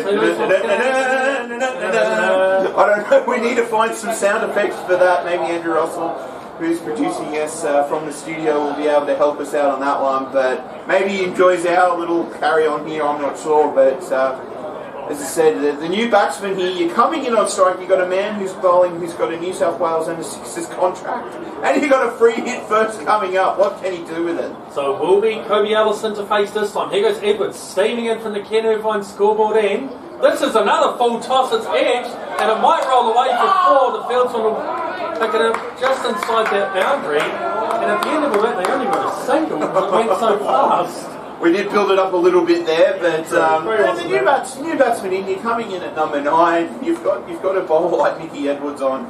You don't know what's going to come. It could be at your head, it could be at your toes, it could be anywhere. I think you did well to get off the mark and get that ball down to third man. 7 for 109. Here goes Edwards. Bowling to James this time. Another full toss. Right in that block boy. Very low full toss there. Straight to the fieldsman. No run. Well, that's what they want from him. Dot balls at this point in time, they're like gold, and particularly with only 2 and a bit overs left here to come, only 109 on the total. They'll want to try and put as many of these balls to the fence as possible. If you can dot them up and take those away, that's what the doctor orders for Manly. Edwards again to James, and he's a bit of a swing and a miss. Umpire says it's okay, it's not wide.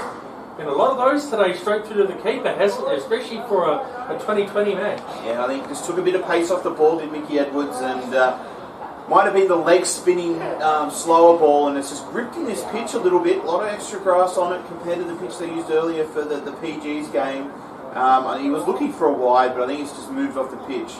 Again, James on strike, another low full toss, driven straight down the ground to deep mid off. They'll pick up a single, no chance of a second here, as the fieldsman fires it in, 1 bounce to the keeper. Well, 7 for 110. That's what you want. If you're going to err on the side, you want to be a low full toss. It's hard to get those away. If you just pull it, if you veer onto the side of a half volley, that's going to disappear onto the Doug Walter stand. So here goes Edwards again. Allison on strike. Another low full toss, bit of a Yorker this time though. A good ball. Just inside that wide line it looks like. So, 2 overs and 1 ball left and 7 for 110. Run rate 6.2 thanks to the scoreboard here. Not quite the HK Post scoreboard like we have here in Triple H, but we do love this new scoreboard. It's North Sydney Oval. It's giving also all the details that we need, but it's been a good over so far here from Mickey Edwards. Edwards, his last ball to Allison of the over, and it's a no ball. Oh, here we go. I haven't really done anything with these free hits so far. One was a bold, one was an edge for a single, from memory. So. Yeah, exactly. So, as I said, it's all been Mickey Edwards with these no balls today. So he's learned a couple of things, what to do, what not to do. They'll just want to make sure they get out of this over with as little runs as possible. But it's going to be interesting to see what he can do here, the new batsman. So it's a free hit. What are they going to do? Another swing and a miss and a dot ball. So 18 overs gone here, and North Sydney 7 for 110. 2 overs to go. What are they going to post for Manly to chase? They tune in the next 2 overs on the HK Post scoreboard. Well, good to get that plug in. I'm sure the HK Post has been plugged enough over the last couple of weeks with all the election coverage that the Post and Triple H FM have been in partnership with. We also love our partnership as well. You can check out their sports section as it comes every month. A nice little article from yours truly in there. We do thank the HK Post for what they do and encouraging sport across the local area, and as well as everything else. So, one of our great sponsors here, and again, it looks like Hadley is going to come in for his final over here for the 19th. He's bowled very well today. Yes, James on strike again. Hadley, nice Yorker here, but dug away for a single there to a man. Backward point down on the fence. Pretty good shot there in there. James has looked okay, but none of their batters really got going here today for North Sydney. Pretty much no one's got over 30, and they say 30 is kind of like a 50 in a one day with 2020. No one over 30 in their scorecard, and that won't change. So James is going to have to do something special to get to 30. Yeah. That's what North Sydney team needs. They need something special here with only 11 deliveries left. Hadley to Allison this time again, a Yorker length, and he's dug it. It's almost hit the stumps. They'll race through for a single. Good running there by James, running to the danger end. Nice length here by Hadley. Those Yorkers very hard to get away in the block hole, and he's got some reasonable pace as well. 7 for 112 with 10 balls left here in the first innings, of course. The Manly run chase will be coming up shortly. Wonder if this is a pitch where Norths can find something with it as well. Who knows? But if you looked at it at the moment, you'd probably say Manly big favourites here to get these runs, but early wickets can change things. So now it's going to be Hadley again to James. This one again, a good length, a little bit short, almost pretty much a good length, not a Yorker there, but it will be chipped away into that onside for a single. 7 for 114 here in the 19th over, and Kobe Allison back on strike. So we've just got the 2 Alexander brothers in the sheds left for North Sydney. They're going to be vital with the ball. One left arm heat, one left arm orthodox. So they're going to be important for the North Sydney side. But I think Manly, being ex-Manly players, they're going to want them out here for a couple of balls at least. Hadley to Allison this time again, dug up on that good length. He somehow squeezes it away, the man right back on the fence at a deep point position for a single, but Manly would be more than happy with, 4 singles off the over. It's just not doing any real damage, and they're not going to lose any sleep over that. No, that'll be the perfect equation for Manly. If they can just have 6 singles off this over, they'll take it in the 19th over. You talk a lot about the 19th over being really important in T20. It is. It builds for that final over, and it's been perfect so far from Hadley. Hadley again to James, and this one swinging a miss straight through to the keeper. That was more of a good length delivery. He's got some pace here, Ryan Hadley, and 1 ball left in the 19th. 7 for 115 on Sydney. Yeah, as I said, Hadley's showing why he is part of these New South Wales development teams and pathway projects. He is going to be up there, and we know how many good fast bowlers there are around New South Wales. But to be in that pecking order as well just shows the talent that he has. And for James here at the moment, I think he'd be rather facing Morne Morcall at the moment. Here goes James again, who's put in a very good spell. Again on that York length, straight back to the bowler. He finishes with 1 for 15 off his 4 overs, Hadley. Very impressive. 1 over left, 7 for 115 here, North Sydney. Yeah, 1 over to go here. We will stick around for a little bit after the end of the 20th over. Anthony Caruso's down on the boundaries. If we get an interview, we should just call him Scoop. We'll also take you through the tail of the tape. Then we'll go to Hornsby Ku-ring-gai News, and I'm sure Andrew Russell's in the studio. They're waiting to press the button on us. Hopefully he's got many ads set up for us, so we can have a bit of a break here at North Sydney Oval. But important final coming up. Looks like Mickey Edwards will be bowling that. He's got one for 20 or 3. The new batsman Allison's on strike. He's going to have a tall task to try and get this away to the boundary. Here goes Edwards. Last over here of his first innings of this 2020 match, with another full toss here. Squeezed away to the offside to the man on the boundary though. They're just not hitting these boundaries off these full tosses, are they? And it's a single. James back on strike. Well, as I said previously, you'd rather be on that full toss side rather than the half volley side. It is harder to get a full toss away unless you're like Aaron Finch or Davey Warner or something where they can hit anything for 6. But for lower order batsmen, it is harder to get your bat underneath it and propel it towards the boundary. So here goes Edwards again to James. Last over of the innings, and it's that block hole length again. It's a little bit wider, that's just inside the wide line, I would imagine. A dot ball though, it's what matters. 7 for 116 with 4 balls left. Yeah, well, as I said, the umpire's arm stayed down. I was 50-50 on that one, but I think James, we saw him get a 4 away. We saw him get a 4 away like that a couple overs ago, just hanging that bat outside our stump, but this time it was too good by Mickey Edwards. Couldn't get any bat on that one. Here goes Edwards again to James. Can they find some boundaries? He's gone for it. It's straight down the ground. Fielders race in. They're going to race back for a second here as the fieldsman throws it into the bowl. A couple of runs there, driving down the ground. Much needed. Every run will count. 7 for 118 with 3 balls left. Well, again, just some great bowling here from Edwards. They have to try something. There's no use keeping your wicket in hand. We're not playing for red ink here. They need as many runs on the board to defend, and instead if they can get 1 or 2 away from the boundary here, even if it's above 120 and Manly have to score 1 or more, at least it's something on the board. Here goes Hadley again to James. And he's gone for a swing, and it's a wide one this time. Maybe a chance to run out of the bowlers then, no, he'll get back. That was a lot of backing up. There has been, I reckon it's probably the first wide of the innings. I'll be right in saying. I think it's the first wide, yes. Yeah. We've seen a couple of no balls from Edwards. Pretty disciplined stuff. They have. And we'll go around the grounds. I know we've been tracking some of these other games, but out at O&L, they're for Liverpool, 5 for 25. So, as I said, we're trying to keep up with some of these totals. Going? Mossman, 9 for 142, the Randy Peaks Mossman bowling there. Oh, this is a good shot here by James, but it's straight to the man on the fence here. And we're going to race back for a second. Good running there. And the crowd likes at the locals here at North Sydney Oval. So it's 7 for 121. 2 balls left. Edwards, he's 3.4 overs, 1 for 26. Definitely Morkel and Hadley have been the pick of the bowlers here for Manly. They've all chipped in nicely today, their bowling attack. So James on 19. 2 balls left. Will we see a 6 here to finish in the last couple of balls? Oh, nice length again. They'll race through for 1. Will they take a cheeky second here? No, the fieldsman's got it covered. Being sent back.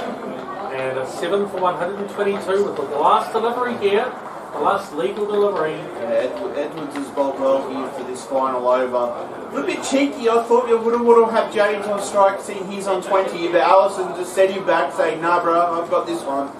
Let's see what he can produce, and let's see if it's more than what we think we would have seen off James off this final delivery. So here we go, the last ball of the innings. Edwards bowls to Allison. He's gone for this one, and straight up in the air. It might fall between everyone, and it has. Edwards racing back to try and get the catch. That's a funny game cricket sometimes. They'll pick up a couple. And that's the end of the innings here at North Sydney Oval. And North Sydney finished on 7 for 124, Matt Mears. I'll leave it over to you. I need to race off. Quickly go to the bathroom.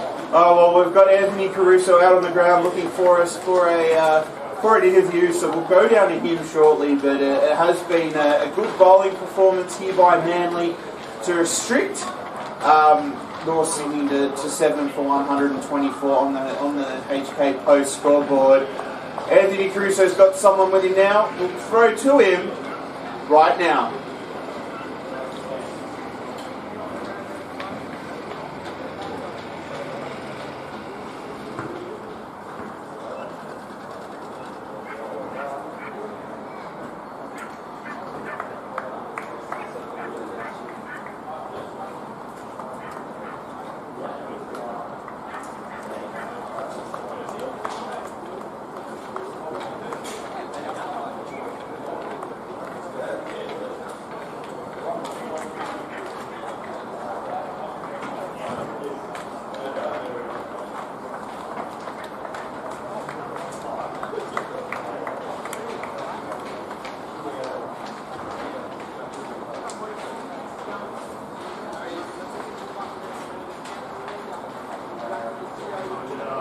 Well, thank you, Mr. Cabruso. We'll quickly go through the tail of the tape, then we'll go to Hornsby Ku-ring-gai News. Abadana was the first batsman out. He made 4 off 9 deliveries. He was caught by our guest there, Vumbaka, off the bowling of Mickey Edwards. Jagged, he was out caught by the bowling of Hurd, 16 or 15 deliveries. Atherton, number 3, he was out caught Farrell bowled Morkel for 15 off 20 deliveries. Reynolds, 8 from 8. He was caught behind by Brewster off the bowling of Ryan Hadley. Barry, the keeper, 21 off 17. He looked good while he was out there. He was caught Beadle on the boundary off the bowling of Lammonby. Ollie Knight, he also looked good. He looked like he was going to get the run rate going before he was out. Portland Bucker bowled Moorcook for 23 off 16. James finished not out for 19 off 24 deliveries. Aiken, 8 off 6. He was caught and bowled by Lammonby. Allison finishes 6 off 8, so 7 for 124 off the 20. Quickly the bowling figures, 1 for 15 off 4 by Hadley. Great bowling performance there. Mickey Edwards, 1 for 29 off 4. Lamby, 2 for 27 off his 4. Morkel, 2 for 22. The old Richie's coming back off his 4. Elliot Hurd, 1 for 22 off his 3. And Jed Carden just bowled a 1 over for 9. So we'll take a break here from North Sydney Oval. You are listening to the coverage of the Kingsgrove Sports Centre T20 Cup between the North Sydney Bears, the Manly-Warringah. You're listening here on Triple H, or you're watching on Frodbox here as well. So for the team, we'll take a break. Stay tuned for Hornsby Ku-ring-gai News. We'll be back here for the second innings before you know it.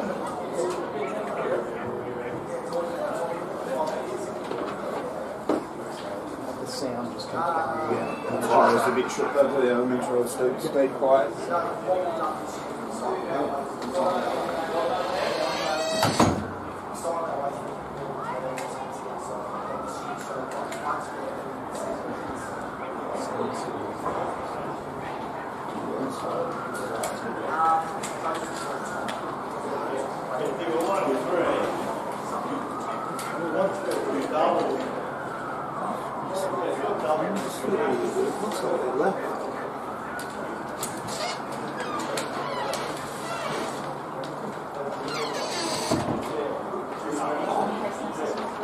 Thank you.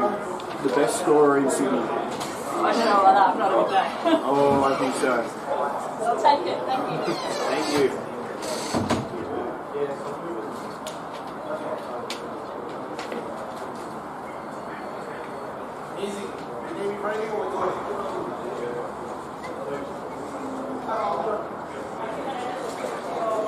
What is the first point for the next one?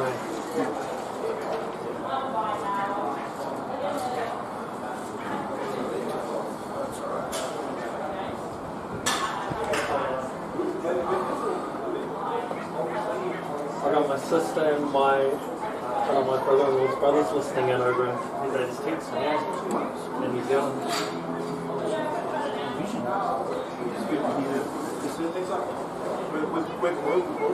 Yeah, it's good, isn't it? It's like people in New Zealand can listen to everything. Any country. That Warriors game because there's so many people from New And Zealand. I was absolutely jumping on the skin that day. I think we replayed it during the time we found it. On Saturday, we were replaying all their games. We could find it on Saturday. Yeah.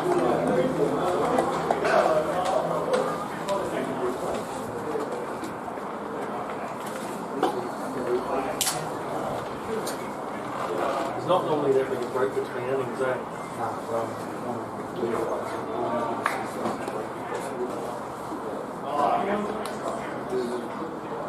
The police interview? Yeah. So well?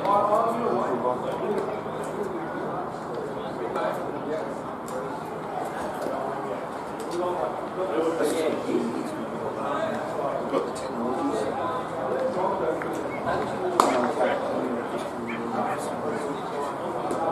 They should get this easier. Good. The pitch is a bit shaky. I mean, if they can get a good start, then yes. But if they have the same sort of start, it's going to go down. Who would be a better team in days and 2 days of these two? All depends. Like, it's my favorite condition. Yeah, my favorite very good team. Yeah. I think it's just going to come in. Sorry about that. I was trying to see if your signal. I'll still talk, but just know that it's picking it up. Sorry, I couldn't. I was trying to see if your signal exactly where off the window. I couldn't actually see it until I walked through and first saw my little hand wave.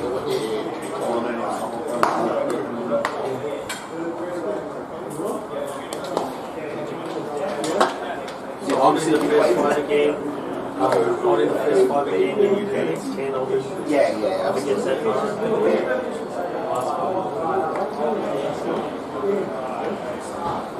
It's alright, I'm happy to see that using that. That's one. Frosty or Strutty.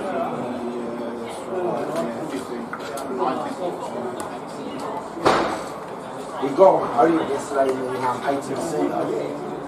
It's been growing really well. Oh, he loves that. I was showing him old man, he loves that alpha.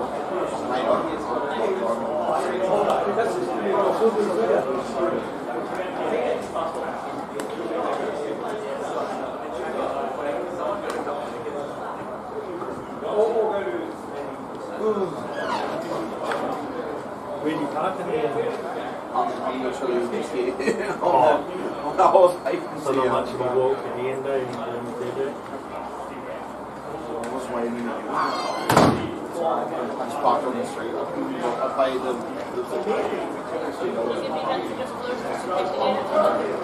Yeah. I don't carry the gear. Carry the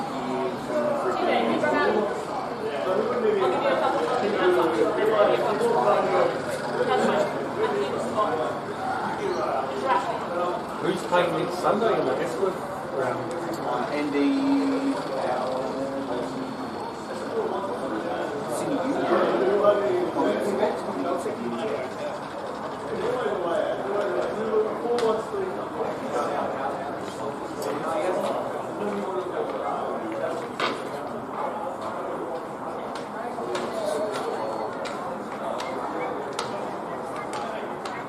Who's that playing?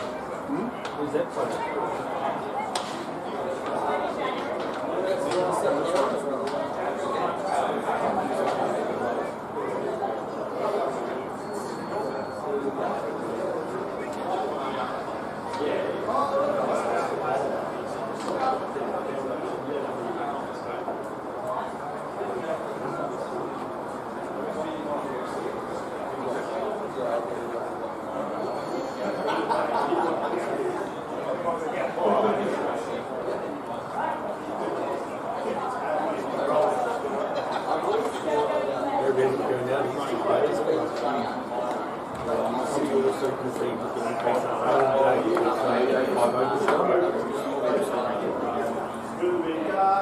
So that's a little bit of running. Yep, try and get the fire. It's 5 minutes to make a bit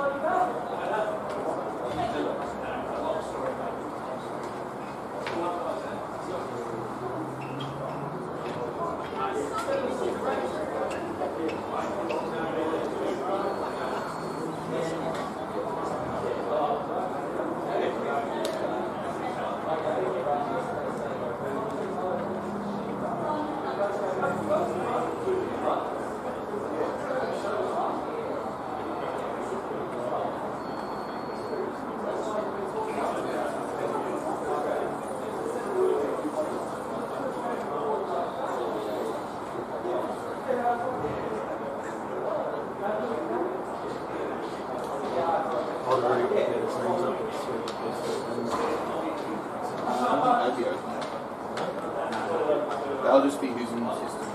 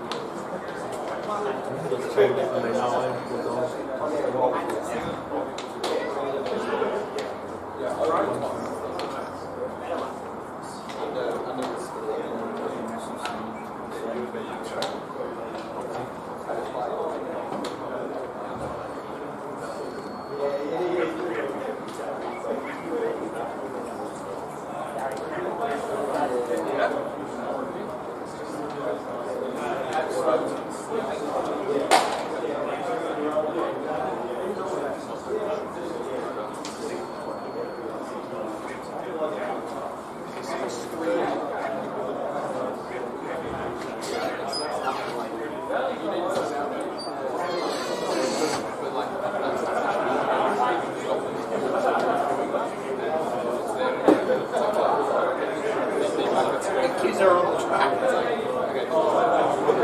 Safety car for me.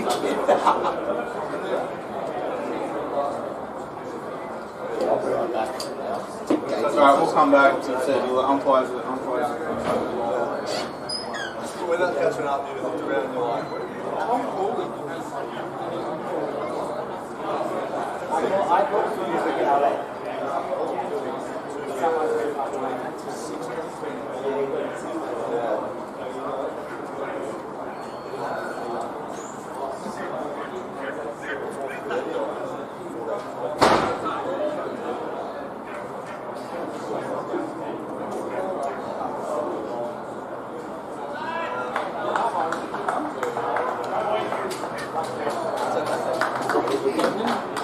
Yeah, a minute left in the song, so it should be fine. I'll just intro it and literally approach straight to you. Is it Edward's opening? No,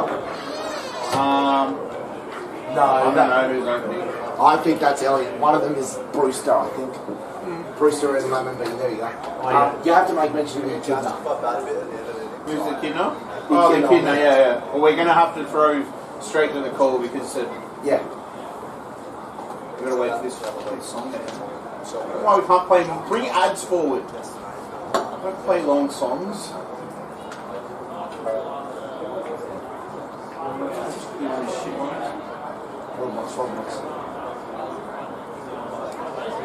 My apologies.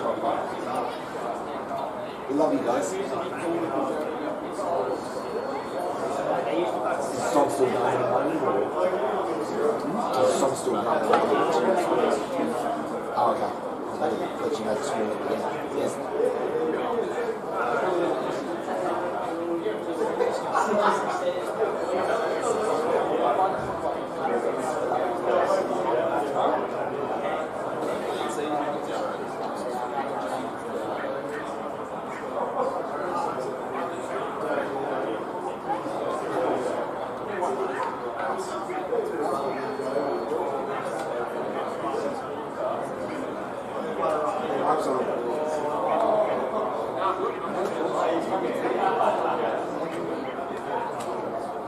Yes, welcome back here to North Sydney Oval. Players and umpires just getting into position here if you're just tuning in. This is Kingsgrove Sports and a T20 Cup coverage of North Sydney taking on Manly. North Sydney already batted first. They've made 124. Manly's here in their pursuit of 125. And to take us through the first 5 overs, Kiwi McRunish. Yes, welcome back. And Manly chasing a target of 125 here in this power play.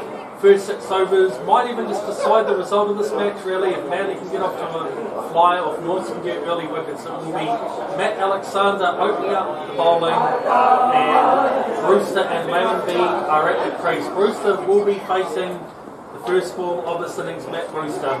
We're about to get underway, so here goes Alexander, running in from the bob stand end of the ground, left arm up, and he's flicks it off his pads here for a single Josh Brewster. Good start here for Manly. 1 run off the first ball.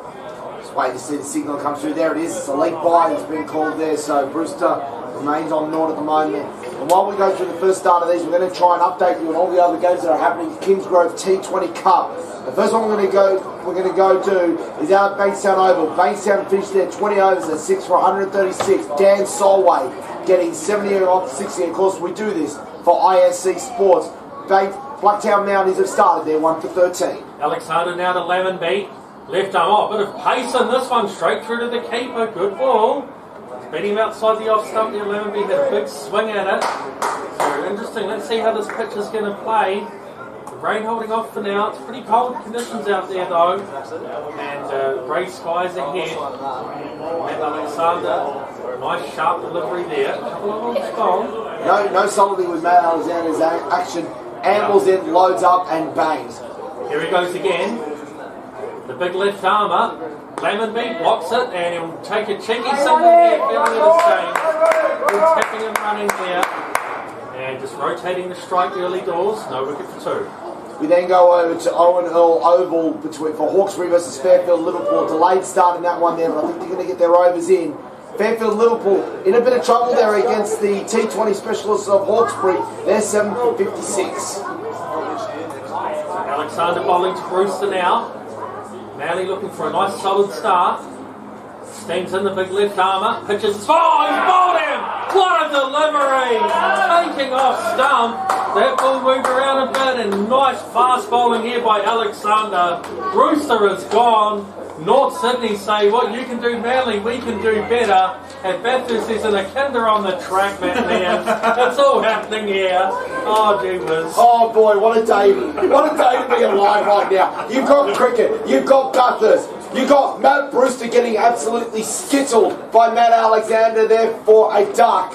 And Manly-Warringah 1 for 2.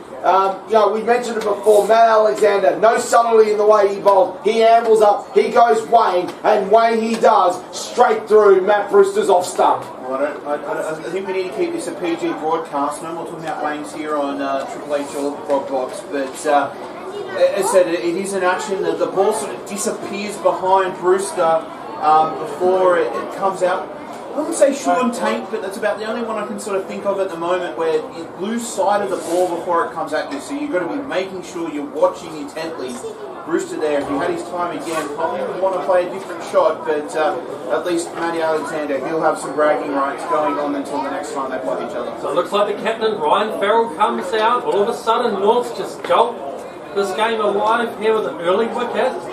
Of course, a target of 125 here. Norths will be on a mission to get early wickets.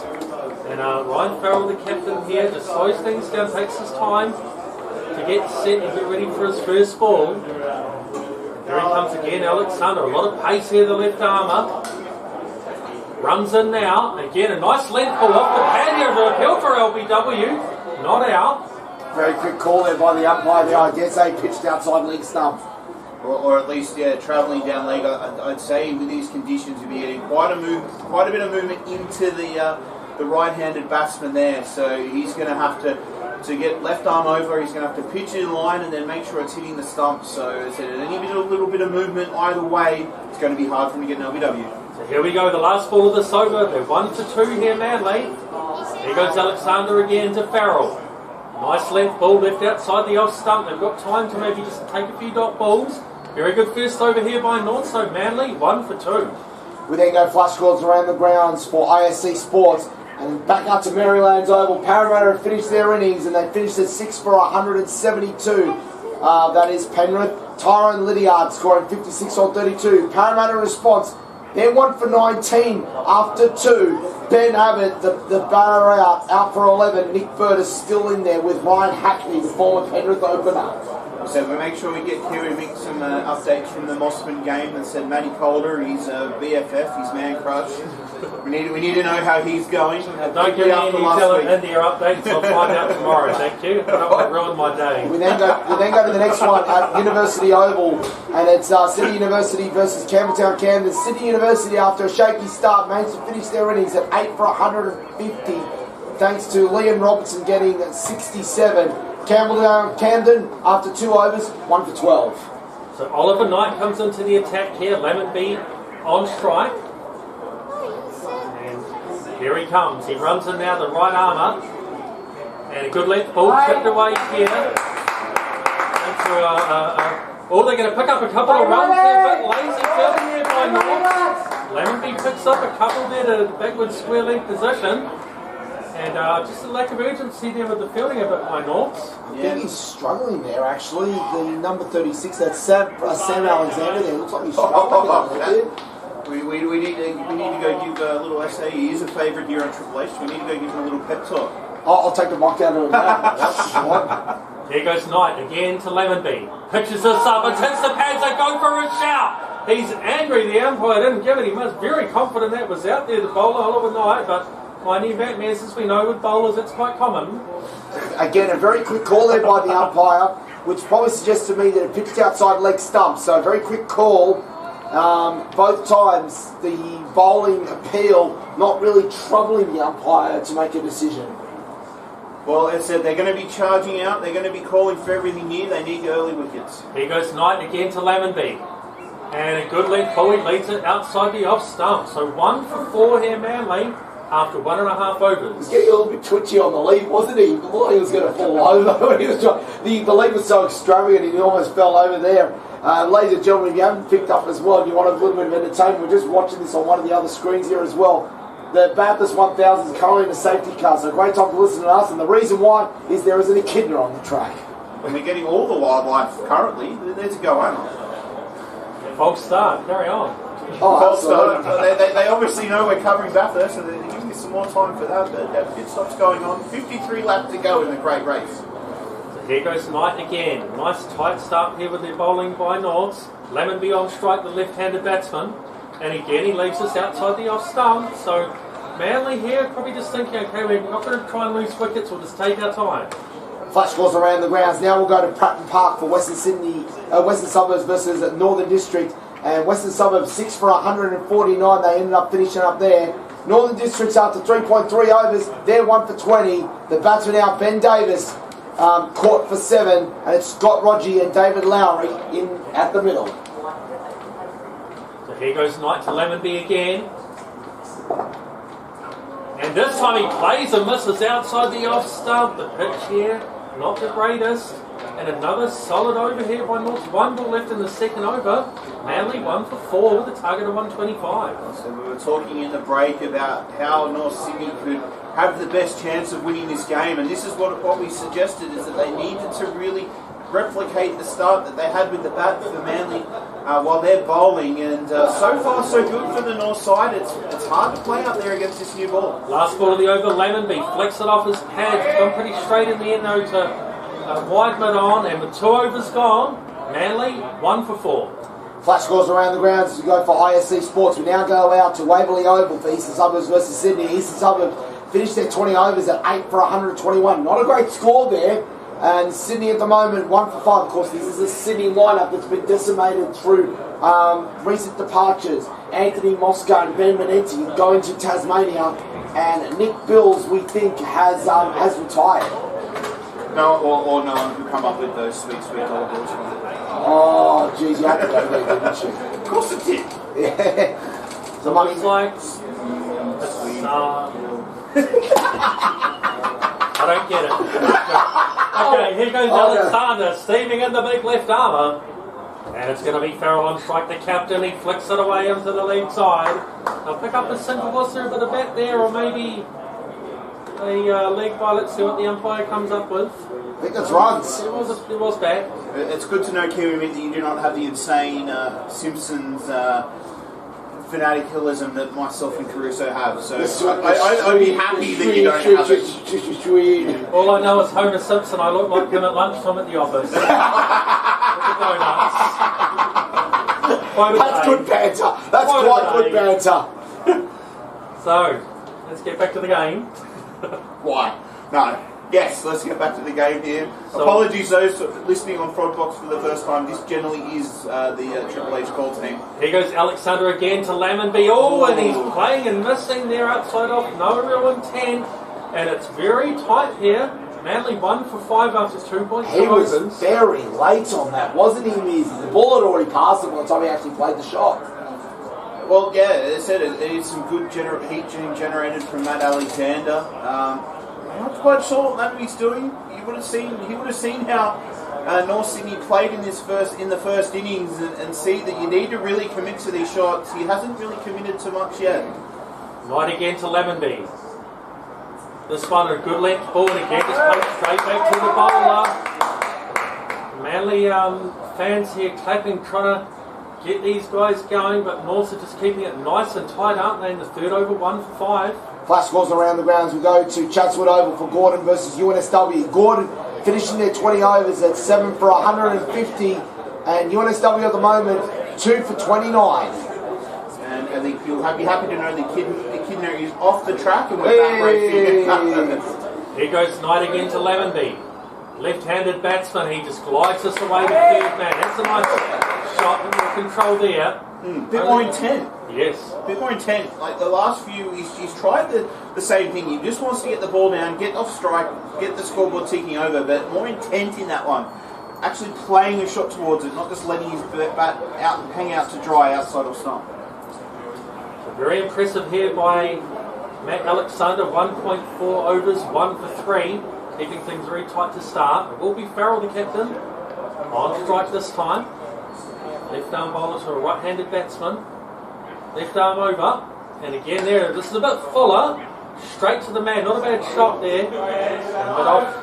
Fires it back into the keeper. 1 ball left in the over, 1 for 6. Fielded there by Sam Alexander there, so good to see that the brothers are actually backing each other up for a change here. Normally they're dishing it out to each other, so... well, I said we saw his fielding efforts in the previous over where maybe he could have stopped the 2, but as I said, maybe we'll have a chat to him after the game and to see what was going through his head while that ball was coming down to the boundary. So here goes Alexander to Farrell. Last ball of the third over. And this one on a good length. He tries to play it into the onside. It's going to be a leg by as it just rolls away into that offside area. 3 overs gone. No, one, it's runs. It's runs, in fact. It's runs. A bit of wood on that one. 1 for 7 off 3 with a target of 125. It might be a good old-fashioned low-scoring game here. Flash scores around the grounds, and we'll do that for ISC Sports. We're going to go to your mob, Kiwi Mick. We're going to go out to Petersham Oval for Randwick Petersham versus Mossman. And Randwick Petersham all out on the last ball of the innings for 143. Adam Semple getting 55 off 26, and a great performance by Harry Dalton, who got 3 for 28 for Mossman. In response, Mossman 1 for 26. Most importantly for them at the moment, Peter Forrest not out for 15 off 13. Oh, we saw him hit some big bombs at Alan Border last Sunday. I'm sure he'll be there, and Matty Calder, I'm sure he'll hit some big ones as well. So here goes Knight, this time to Farrell, the captain for Manly. And he just glances away into the onside. The keeper races around and picks up. They will pick up the single. Starting to rotate the strike with a few singles. I was actually watching Forrest yesterday, Alan Border Oval against Hawkesbury, 76. And a very good innings. Again, he looked well in control there. I was helping Sky do the markets at Mossman and just walked on down for a few overs once the cash was in the wallet. Thanks, Bill Sky. Over some strikes again. I got my fair day's work. Now I'm off to watch the cricket. And here goes Knight again to Lamonby, and again test match like leaves it outside the off stump. It's a very pretty league, isn't it? Very pretty. Yeah. I want to. As much as it is a very pretty technical lead, where's the good old Marnus? Where's the big back wave coming through? The Steve Smith, exaggerated. That's just up there, just up front foot, make sure nothing's in the way of the ball. I need a bit of theatre in my leaves now. Where is Smudge when you need him? So here goes Knight. Again to Lamonby. This one on a good left. He glances this away on the onside. And they'll pick up the single again. But Norths will be pretty happy with this. 4th over of play, of course, and it's 1 for 9 with that target of 125. Flash scores around the grounds, and we do it for ISC Sports out at Glen McGrath Oval. The battle of Tom Ugley's Bridge. It is Sutherland versus St George. Sutherland finishing off their 20 overs at 6 for 142. Tom Dawg getting 59 not out on 44. St George in response, 2.4 overs. They're not for 32. So here goes Knight again to Farrell. He drives this one handsomely. That's a cracking shot. 4 runs down the ground, probably the shot of the day almost. Beautiful stuff, and on drive by the captain. It's 1 for 13. Beautiful stroke there by Farrell. That's what happens if you over pitch and straight, Matt Mears. You get that wrong, and it is easy pickings, and especially with someone who is actually a very good driver like Ryan Farrell. Well, as said, it was a nice half volley. It got what it deserved. Here goes Knight again, and he leaves this one and a wide. So just putting Oliver Knight off his line a little bit there, Farrell. Quite an imposing figure at the crease, and Manly just picking their runs up a bit quicker in this over. So speaking of IFC Sport, our great friends that we just mentioned before, where are our shirts from IFC? They're being held up at the moment because we need to get apparently updated, more high definition logos apparently. So Dom Rizzuto, we're waiting for you to get those logos in. Well, you might be waiting a while. So here goes Knight again to Farrell. Leaves this one outside the off stump, and it's a dot ball. So Farrell, the captain here, just trying to steady the ship after that early wicket. 1 ball left in the 4th over, 1 for 14. So how is Dom Rizzuto? I've not seen or heard from him for a couple of weeks. He's been busy with work. He got promoted to a new position over at Service Now, cha-ching. So Are you sure it's work? Because we work with Service Now and they don't do quite a lot. Here goes Knight. Driven here by Farrell, taking on the fieldsman. They will get the single. And it's 1 for 15 after 4 overs. A nice even match here. There's Manly just struggling to get that run rate going. So we're saying with Service Now, I'm still waiting for a ticket to be responded to that I raised about 10 days ago. Should I be raising it with Dom Rizzuto? I think you should. I think you should. Because as I say, my sneaky little feelers and people in the know out there that it wasn't really work commitments. There's a young lady in Mr. Rizzuto's life. I think that may be causing the delays. Maybe not quite the new job. But it hasn't been confirmed yet. Maybe we can get some confirmation on that soon. But I think it would be the lady in his life that's maybe keeping him away from urgent bench bench work. He's got other work going on. So Kobe Allison coming into the attack here for UTS North Sydney. So right armour. He will be bowling to Farrell, who's on 8 not out. Lemmonby on 5. Adjusting the side screen. In the manual side screen. Of course, we complete this over and there can be an official match, of course, with this Ray overhead. But here goes, he bowls now, and a bit of a swing and a miss here by Farrell. No run, straight through to the keeper. Interesting run up. He runs in with his wrist already cocked up, and then the wind up is almost a complete side on windmill, isn't it? I'll take a bit better a look in this for this next delivery, but as I said, we are getting the tour of games here. We are seeing quite a few new actions. And oh wow, this is almost a tennis shot, and it's going to go for 4 on the onside. There we go, right down the car corner, but he's almost just whacked that like a tennis the shot. Adam Gilchrist tennis shot down the ground. Brandon McCullum. Well, I'm trying to beat Australia, but you gotta keep on say the once every Kiwi. call. You got to keep to your Kiwi gimmick. That's fine, but it is an interesting action. Just dragging that one a little bit short there, and it made a nice sweet sound off the bat. But current run rate's 4.4. They're going to have to get that up a little bit if they're going to stay up with DLS. Ellison again to Farrell, handsomely driven, but straight to the man. Didn't quite time it in the end. Shot, flash calls around the grounds. We do it for ISC Sports into the New South Wales Women's Premier Cricket. 2 results already confirmed. Gordon and Bankstown has been abandoned at Kalara Park due to rain, with Gordon score after 18 overs at 2 for 78. That is a one-day match there, so that match has been abandoned. So here we go, Farrell on strike again. He blocks it. They're going to take the cheeky old one-day single. We use the blockage to fade and run.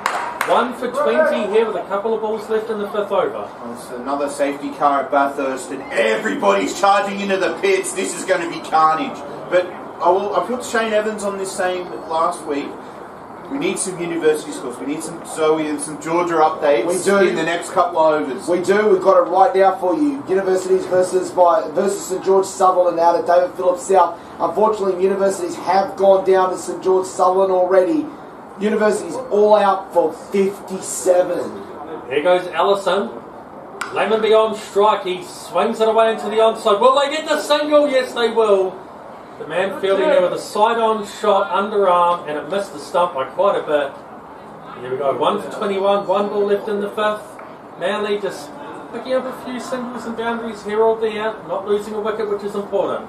Yeah, they need to keep those wickets in hand and make sure that they can make a run, but they do need to keep that DLS score in the back of their mind as well. There goes Allison. And again, he bolts to Farrell. They're not going to go up for the shout this time. 5 overs gone, 1 for 21. It's going to be a tight one here at the moment. They're sort of there or thereabouts. But Allison, I thought Matt Mears bowling way too short at this point. And, he needs to get that ball a bit full if he's going to cause any trouble to the batters. Well, as we saw with Manly's innings, they had it just back of the length, making it hard for the batsmen to score. They need to replicate that here, the North Sydney side. But we heard Izzy Bumbaka in the break there in your interview, Caruso, saying that the pitch probably not playing as they expect a normal North Sydney pitch to play, and it is making it hard for batsmen out there. So anything you can do to make it easier, bowling it short, bowling it outside off where they can free their arms, is the opposite what you need to do here. They need to keep it full, they need to keep it straight, as we see some interesting left arm spin to come on here from the Ken Irvine scoreboard. We have been waiting for this. We've been waiting for this moment. Sam Alexander onto bowl. And yes, this commentary comes to you, brought to you today by 2HHH and being streamed live on Frogbox. So wherever you're listening, making sure you join us for this monumental moment of Sam Alexander bowling live on Triple H and on Frogbox. We cannot wait. We just bumped his tyres up big time. We did, and it's going to hit for 6. That was better than the Morgan pump up. I know, absolutely. We just wanted a quick mention as well to confirm that. So University's all out for 57. St George Sutherland got the runs in 12 overs in first grade there. So a very unfortunate result there in first grade. In second grade, we wanted to see if we can get an update of the women's game there for Universities versus St George Sutherland. And there is no scores available at this point. As we get set now, and it's going to be Sam Alexander bowling to Tom Lammonby. Alexander comes in, bowls the ball, Lammonby backs away to the crease. It's going to be bunted out to the fielder at short mid wicket, and there is no run. I think that might have actually been Avendano fielding that one. Gets set there to concede. Actually, it was Tom Jaggett who did field that. My apologies there. Sam Alexander selling himself at the crease. Comes in now. Bowls the ball to Tom Lammonby. Tom Lammonby gets back in the crease, gets an inside edge. He's going to run down into backward square. He'll be fielded there and he gets a single. Lammonby goes to 7 and the score moves on to 1 for 22. I actually remember that Norths, after their power play, were on 29 runs, so this is a pretty similar, roughly pretty similar sort of a score, isn't it? Very much so. Yeah. Very much so. Very similar position at the moment. So nothing in it between either of the teams at the moment as they we just get a side screen change. This is what happens when you've done over 10 hours of radio in a short space of time. We'll have to get some updates of how the election room gone. Do we even know? I can't even find who was the mayor. Who won? Oh, well, we'll cover that when we go off the air a little bit later on. We'll be able to discuss that at the moment. We do have some other scores in New South Wales Women's Premier Cricket while we wait for that change to occur. Penrith versus Manly out at Howell Oval. Manly-Warringah getting 156. Saskia Hawley continuing her good form, getting 46. Penrith at the moment, though, they're 3 for 138, and they're going to do this easy. They're going to do this easy. Samantha Arnold not out 71. As Alexander comes in, bowls the next delivery. Farrell bunts it away through into the covers. It'll be fielded there by Oliver Knight, and there is no run. Well, as I said, a good couple of deliveries here. We were expecting a few to end up on the Doug Walder stand here with our good mate at the bowling crease, but as I said, they just need to keep an eye on that required run rate. 7.1 now here for Manly. Alexander comes in, bowls the next delivery. Farrell gets back in the crease, attempts to cut, but he mistimes it. It's going to go straight to Oliver Knight again, and there is no run.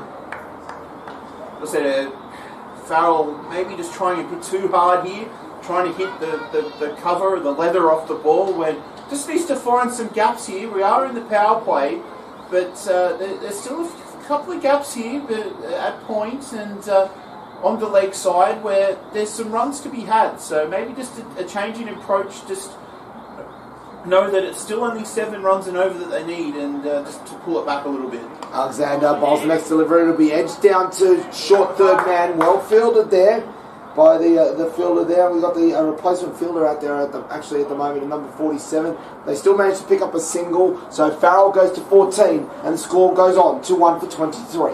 It's probably just a change of shirt. They do that to us all the time. Yeah. And wear one number to bat and one number to bowl and make us look a bit silly. Well, I don't see Avendano out there at the moment, but if you do, let me know if you do see him. I don't think I see him at the moment. As Alexander comes in to bowl the next balls, Lammonby goes for a paddle sweep. I don't think he got anything on that. As the ball races away, he goes to the boundary, wait for the call for the umpire, and buys. And buys. So Lammonby getting nowhere near that, and it has beaten everyone and has gone to the boundary. 4 buys to the total. Manly score now after 6 overs, 1 for 27 on the HK Post scoreboard. Very close there, Mick. As you're saying, 29 on the board for North Sydney. So we do have the DLS scores there. We'll update with those shortly with where Manly need to be, particularly with the loss of only 1 wicket. It will change with wickets falling as well. So I think that's what's going to be in the mind of the Manly side is, yes, they need to keep the scoreboard ticking, but they can't lose wickets either, or it just makes their job that much harder. This is the thing though, because the Duckworth list they've given us is only to 17 overs. Now, I heard there was a bit of an issue going on at the moment about how many overs they got through with the allotted time. Have they gone 3 overs, 2 balls? Well, with only 1 spinner, then those things can happen. The next ball comes in from Allison. Allison gets cut away by Farrell, and it's going to be enough to beat both the keeper and third man on the fence. It's 4 runs to Ryan Farrell. His score goes on to 18, and Manly score now 1 for 31. And 2 boundaries in a row here for Manly, with Norths are keeping it tight. That's really important, isn't it? And all of a sudden, 8 runs in the last 2 balls, it just gives them a bit of a springboard.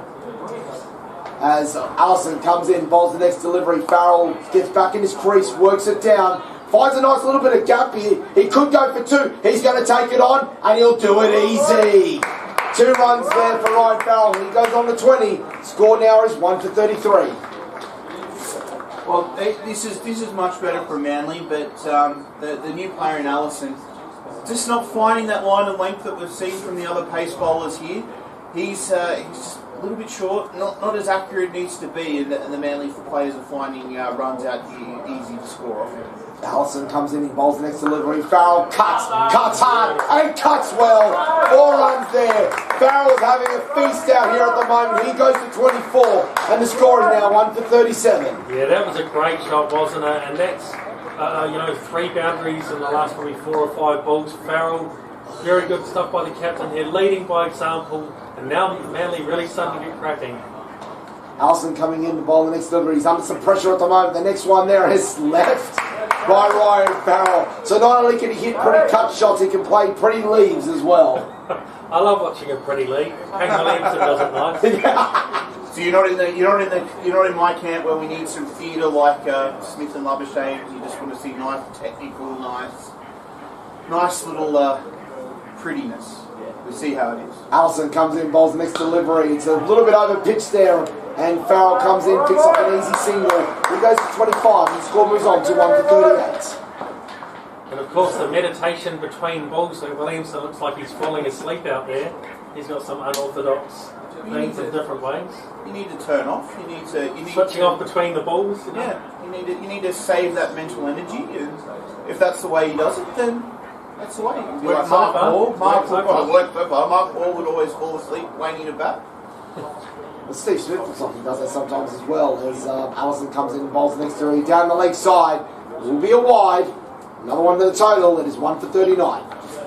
Yeah, again, just not finding his wide and length there to the left-hander, not making that required switch to make sure it's on the right side of the left-hand side of the stumps, we should say, to the left-hander. But yeah, he needs to be able to pick it up here, particularly 18 runs off only 11 deliveries. Allison bowls the next delivery into the body there. It's going to be worked away by Lammonby, waiting to see what the signal is going to be from the umpire there.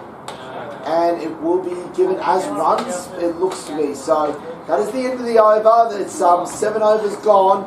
Lammonby goes to 8. Farrell on 25, and on the HK post scoreboard, it is 1 for 40. Well, as I said, I think Manly are going to hope that he bowls some more overs here because, as I said, they'll be able to find that they can get the ball away. But the rest of the bowlers we've seen from North Sydney, they've followed the Manly path. They've just been very good with their line and their length, and not given the batsmen anything to play which they want to do. And as I said, when that run rate ticks off, it's back down now to 6.5 and over. Required run rate here. It's going to be hard for them to be able to push it as they want to, but if they can just stay in the game, keep getting 6 or 7 runs and over, that they can get it down to the wire. But I don't think we're going to see one of those big explosive chase it down in 13 overs, which maybe we were hoping for at the beginning and see some fireworks, but I think we're just going to see a tough old hard game of cricket here. That's what we want to see indeed. Sam Alexander coming in, bowling his delivery, bowls to Lammonby. Lammonby gets forward, he drives it down to short extra cover, and there is no run. The score remains at 1 for 40. A quick update on the scores around the grounds. We do that for ISC Sports. Bankstown versus Blacktown Mounties. Blacktown Mounties trying to chase 137 to win, and they're 4 for 69 after 10 overs and in a spot of trouble against the Bulldogs. Alexander coming in, bowls his next delivery. Lammonby gets back in the crease, tries to work it away. Fielder managed to pick it up, but it's good running there by Lammonby. He gets a single, gets off strike. He goes to 9, and the score moves on to 1 for 41. Look at Alexander's figures, 1.2 overs, no wicket for 3. Obviously the 4 byes there doesn't count against him. Yeah, byes don't count against the bowler. Yeah, he's been pretty tight, but they really need a wicket here in North Sydney. They've got to find something. Whereas Manly might cruise it. Yeah, well, just having those wickets in the shed, just give that Manly a little bit of confidence. If they do have to sort of in the back end go at 9 or 10 and over, they've got the licence. But North Sydney, they'll be looking for wickets, but it's a good job from the spinner here so far. Alexander coming in to bowl the next delivery. Bowls to Farrell. Farrell defends well. There is no run. Although there is a little bit of histrionics there from Sam Alexander. Probably to put a bit of mayonnaise on that delivery, to be perfectly honest. The banter mayonnaise on the salad. Oh, here we go. I'm sure there's been some banter between some of these ex-teammates throughout the week. As I said, Alexander, an ex-Manly player, would have grown up playing with quite a few of these guys in this Manly side. Alexander here bowls to Farrell. Farrell works it away. Not the most convincing of shots. And the mayonnaise comes out once again as Alexander exchanges very quiet and pleasantries with Ryan Farrell there. And Farrell goes on to 26 and the score moves on to 1 for 42. Mayonnaise, salads. What are we doing? Are we many... What are we at Subway bar now? Are we at Subway? Are we now the cooking channel? Like, what's going on here? I thought we were playing cricket.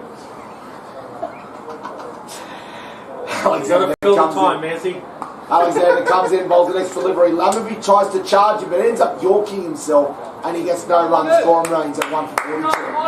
It's not quite the usual hard-hitting North Sydney Bears New South Wales Cup games that we're quite used to calling here as a Kiwi. I've normally had 2 Bs and a Red Bull. I'm only halfway through my first Red Bull. Oh, well, we're usually having to turn down the mic so you're not breaking the receiver. Alexander comes in, bowls the next delivery. It's cut away there by Lammonby. There's a shot to stumps. It would have been interesting if it was a direct hit, but Lammonby does well. He picks up a single. He goes to 10. The score moves on to 1 for 43 at the end of the 8th over. Some very intelligent bowling once again there by Sam Alexander. One little thing I just did notice, as Tom Lammonby pulled up from that single, he went down and just had a little clutch in his ankle there. So maybe the slightest of twitches, because he did do a bit of bowling early on, and he's just pulled up slightly lame from that run. He'll probably just walk it out from there, but not exactly the most pleasant of stances after he took that single. No, well, as I said, he does look a bit ginger here. He is taking mark, though, for the new bowler coming in from the victory end here of North Sydney Oval. I think if he had his time again, he probably wouldn't have had such a big stretch for the line. It wasn't required that the throw was quite wide, but at the end of the day, I don't think that they need him to stay out there. He's only on 10, but he's been good foil for Farrell here as they try and build up this total. So it'll be interesting to see if he can just run it out as the batsman here again. Just have a little chat between the wickets here as we're waiting for the new bowler to come on. Flash scores around the grounds. We do it for ISC Sports. Back out to Maryland's Oval. Parramatta versus Penrith. Of course, Penrith getting 6 for 172 off their 20 overs. Parramatta, after 11 overs, they're 2 for 100. It's game on. Nick Burtis not out 59 off 34. No, there's no game we'd rather be at than this one here now, whether you're listening on Triple H or you're listening through Fogbox. We're providing commentary for both streams here at the moment. This is a good arm wrestle. It is a good arm wrestle. I like low scoring games better in a way, though. It is a bit of an arm wrestle, this. Not making use of those beats that you've been having, though. Except when New Zealand gets 62. And India an 1 for 100 when you last let me check the I know score. they're 2 for 132. Oh, you had to check. I had to check you. You know when you're in denial, but you check anyway? Change of bowler here. Jack James now coming on to bowl here. He comes in, he bowls the ball, and Lammerby goes for the reverse sweep, puts it straight to the fielder, and Ryan Farrell was halfway up the pitch when Lammerby sent him back. No harm done though, and the score remains at 1 for 43. Well, see, now we're talking about hairstyles here. Here is the ultimate man. He's got the noodles going. He absolutely does. James comes in, bowls next delivery. Lammerby, he's done it again. He's charged down, he's yorked himself, and he gets no run, and the score remains at 1 for 43. If he stays in the crease, he can pretty much open his shoulders up, and he's got cow corner to aim at. Yeah, he just needs to stay still. Doesn't have to do anything fancy here. They're not chasing 15 and over. Jack James bowls the next delivery, dubbed away by Tom Lammerby, who's probably very thankful to get off strike at the moment. He goes to 11. The score moves on to 1 for 44. Again, just getting a little bit adventurous there. I think you just, well, wait, it's 81 runs to win. Run rate requires only 7. Don't need to do anything too fancy at this stage. You just need to make sure that you're staying up with that run rate. Look, we've had a bit of a look at the radar. We're looking up at the skies. The rain's not going to come anytime soon. You don't have to really keep too much of a focus on that DLS score. You just need to get to the end of the match and keep up with that run rate. There's a delay here as we get set now. Jack James coming over the wicket, bowling to Farrell. Farrell goes for a drive, gets it outside edge, and he's going to be rewarded with 4 runs for that. Well, that's one of those moments where you'd almost say that cricket was a winner. I don't know. Well, North Sydney certainly were a winner there. Had this been a 2-day game, there would have been a slip that would have really ate that for lunch. But With the salad. With the salad and the mayonnaise. Yeah. With the salad and mayonnaise and a noodle on the side. But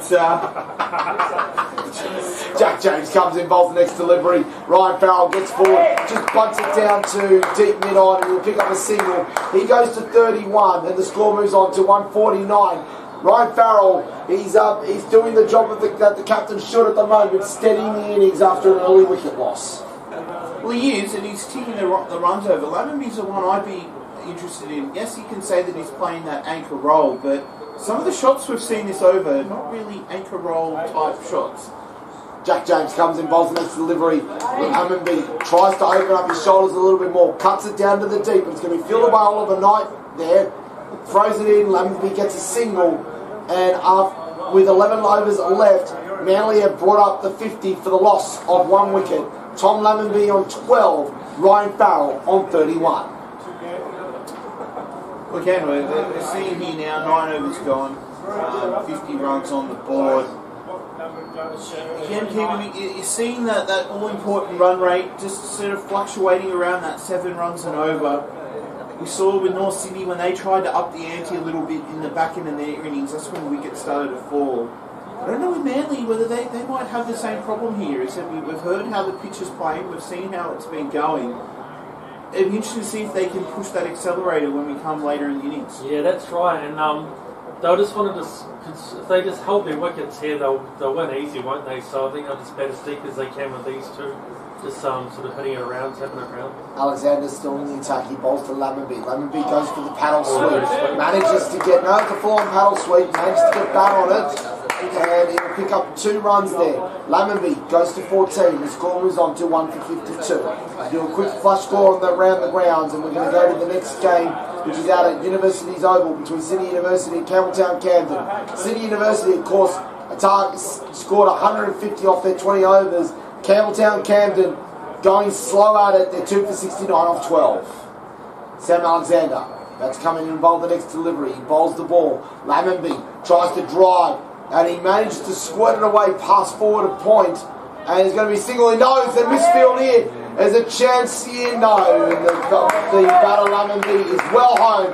Picks up another 2 runs off the misfield. He goes 16, and the score is now 1 for 54. We then go on to the next game, which is Western Suburbs versus Northern District. Our ND Rangers out at Prutton Park. Western Suburbs getting 6 for 149. Northern District up to 10 overs, 3 for 175. So you'd have to say that they're a good chance to win this one. Alexander. 3 for 75, you mean? Yeah, 3 for 75. Sam Alexander going in and bowling. And it's a reverse pull shot there. Almost a complete another switch hit by Tom Lammonby.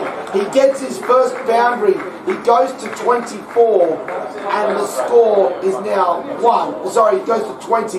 And the score is now 1 for 58. Well, Lammonby, whatever this mayonnaise or garlic aioli or whatever this is coming out from Sam Alexander, he's decided that it's going to go the distance now. He's not going to let him go along at 2.5 and over. Alexander bowls next delivery. Another paddle sweep here from Lammonby. He's obviously identified that there's gaps behind the stumps and he's going to go for it. Using what little pace there is off Sam Alexander. Picks up another 2. Lammonby goes to 22 and the score is now 1 for 60 on the HK Post scoreboard. Yeah, Manly really pressing the go button here, aren't they? And ruining Alexander's figures a bit. They're still not too bad at no wicket 15 or 2.4, but nice sweeping here. Well in control here, pretty much halfway to the target already. He's had a change of tactic in his batting strategy at the moment, has Tom Lammonby. As Sam Alexander comes in, bowls the next delivery, another reverse sweep, but this time he doesn't beat the field. There's a little bit of a fumble. There's still a bit of a fumble going on there before the ball is eventually picked up. I think that might have been Kobe Allison struggling to get the ball up, but no harm done, no run. The score remains at 1 for 60. Alexander winding himself up for the next delivery. He's realised now the strategy that Lammonby is trying to pull on him here at the moment. He comes in, bowls the ball. Lammonby gets deep in his crease, goes for the big swing, and once again he's miscued the big shot. I think he's probably going to have to just stick with those paddles because he only gets a single off that. It's the end of the over, a reasonable one there for Manly. Lammonby now goes to 23, Farrell to 31, and at the halfway mark of the Manly innings, it is 1 for 61. Well, said there again, he just tried to sweep that one into the O'Reilly stand, and as I said, there's much shorter boundaries, there's much easier places to target. I think he had the right strategy there in the first couple of deliveries. And as we were saying at the end of that first innings, none of the North's players actually got over 30, which is almost like the 50 in a one-day game in 2020. Farrell on 31, Lammonby well on the way to 23. That's after only 10 overs, so it shows if you can just get batters to a set and keep them in, you're on the right track. North's definitely didn't do that. Jack James now coming into bowling. He's going to be bowling to Lammonby again. He's had a few deliveries to face at the moment. Lammonby leans into a cover drive there. Not a bad shot there. He's going to pick up one as it's fielded by Oliver Knight, who's been busy in the field here today. Lammonby goes to 24 and the score moves on to 1 for 62. We continue going around the grounds. Eastern Suburbs versus Sydney out at Waverley Oval. Eastern Suburbs, of course, getting 121 off their 20. Sydney, after 9 overs, are 3 for 99. That is almost all she wrote out at Waverley Oval. As Jack James now coming in, bowls the next delivery. Farrell pulls well. I think he's found the gap there. There's no one within sight of it, and that is an easy 4 runs there for Ryan Farrell. He goes for 35, and the score is now 1 for 66. I think that's a bit of captaincy. I think the captain needs to take a little bit of the heat of that one. How you have nobody back behind square for an off spinner to a right-hander. Easy pickings. Bowling over the wicket as well. Yeah, well, easy pickings. As soon as he gets onto the stumps, even 4 stump length outside off, it's going to be easy pickings for Farrell to pick it up. Still no one back there. James, next delivery there. Tries to go for the whip. He's moved across his stumps, which is why I think it was not called a wide. Farrell's not happy, but he did move a fair way across his stumps, so the umpire is inclined to not give that a wide. So Jack James gets away with that one a bit. Comes in, bowls the next delivery. Farrell leans forward into a drive. He'll play it straight out to deep mid-off. He'll pick up a single. He goes 36. And the score moves on to 1 for 67. We then continue on going around the grounds as the game starts to come to a head. around in this latest round of the Kingsgrove T20 Cup here on Triple H 100.1 FM and on Frogbox. The next delivery in from James, ball to Lammonby. Lammonby drives it down to deep mid on. He picks up a single. He goes to 25. The score is now 1 for 68. The next update we've got is Gordon versus UNSW. Gordon, of course, getting 150 off their 20 overs. UNSW, 4 for 95 after 12 overs. That's game on there. There's lots of game ons around Sydney. It's good to see. James comes in, bowls the next delivery. A little dart in towards Farrell, who's forced to defend it, and he defends it fairly well. That's into the over there, a reasonable one there for Manly. 1 for 68. Now, after 11 overs and the run rate required against the required run rate, it is neck and neck. It is, as I said, a couple of good overs here from Manly. I think finally they've sort of realised they don't need to do anything silly. They just need to make sure that scoreboard keeps ticking over. And if they can, that's how they'll get the win. They don't need to be, as much as, it's great to be like they're playing the BBL and hitting sixes under the Doug Walter stand. We've seen that. But some games don't require that. They just need to get that 6 or 7 runs and over. And if they can get themselves in that mindset, it's going to make this win a lot easier. There's a change of bowler here at the City end now, and it's going to be Oliver Knight returning into the attack. His figure's currently 2 for 10. 0 for 10 off his 2 overs. He's been doing okay so far, but Manly's starting to get a bit of momentum. North Sydney need a wicket, and they need it now. They're going to just change the positioning of the side screen very quickly as they go to that. And while we wait, actually we're going to be in position now as Oliver Knight starts his run up. He's going to be bowling to Tom Lammonby. Knight bowls the ball. Lammonby leans into the shot, opens his hands, plays very softly to backward point, picks up a single. Lammonby goes to 26, and the score is now 1 for 69 in this, the 12th over. We now go to Petersham Oval for Randwick Petersham versus Mossman. Randwick Petersham all out for 143. Mossman, well, the game has turned very quickly there. It's 4 for 87 at the moment. And, Kiwi Mick's probably going to be happy to hear this. His mate Matt Calder is out for 10 off 13. But more importantly, Peter Forrest has retired hurt at the moment. So Peter Forrest is back in the dugouts, probably getting worked on at the moment, and that is a problem for Mossman. Big problems there for Mossman. Knight comes in, bowls the next delivery. Farrell runs it off the face of the bat. There's a bit of a chase on here at the moment to try and cut the boundary off. They managed to do so. Farrell picks up 2 runs there. He goes to 38, and the score is now 1 for 71. As we were saying before, big problems for Mossman here right now with Peter Forrest off injured. Well, exactly. As I said, we saw him in action last Sunday here on Triple H, and he was hitting sixes for fun, particularly to the tree under the tree Kiwi Mick loves to sit under. Knight comes in, bowls the next delivery there. It's going to be worked away by Farrell. Lamby's gone off a little bit early, or he would have been in trouble if that was a direct hit. But he manages to get home, and the score stays at 1 for 71. Yeah, and I'm sure they'll be doing everything they can do to get Peter Forrest back on that field. It's a much needed, a must-win game for the Whales. They obviously need to make sure that they can get the points there so they can make those all-important final series. Knight comes in, bowls the next delivery there, and a strong defence by Ryan Farrell. So strong that he manages to beat the fielder and pick up another single. He goes to 39, and the score is now 1 for 72. We again go to the Battle of Tom Ugley's Bridge. It's Sutherland versus St George out at Glen McGrath Oval. Sutherland setting a score of 142 off their 20 overs. St George 3 for 98 off their 10. And Curtis Patterson bowled by Green for 1. A big wicket there picked up by Sutherland. Can they stem the tide?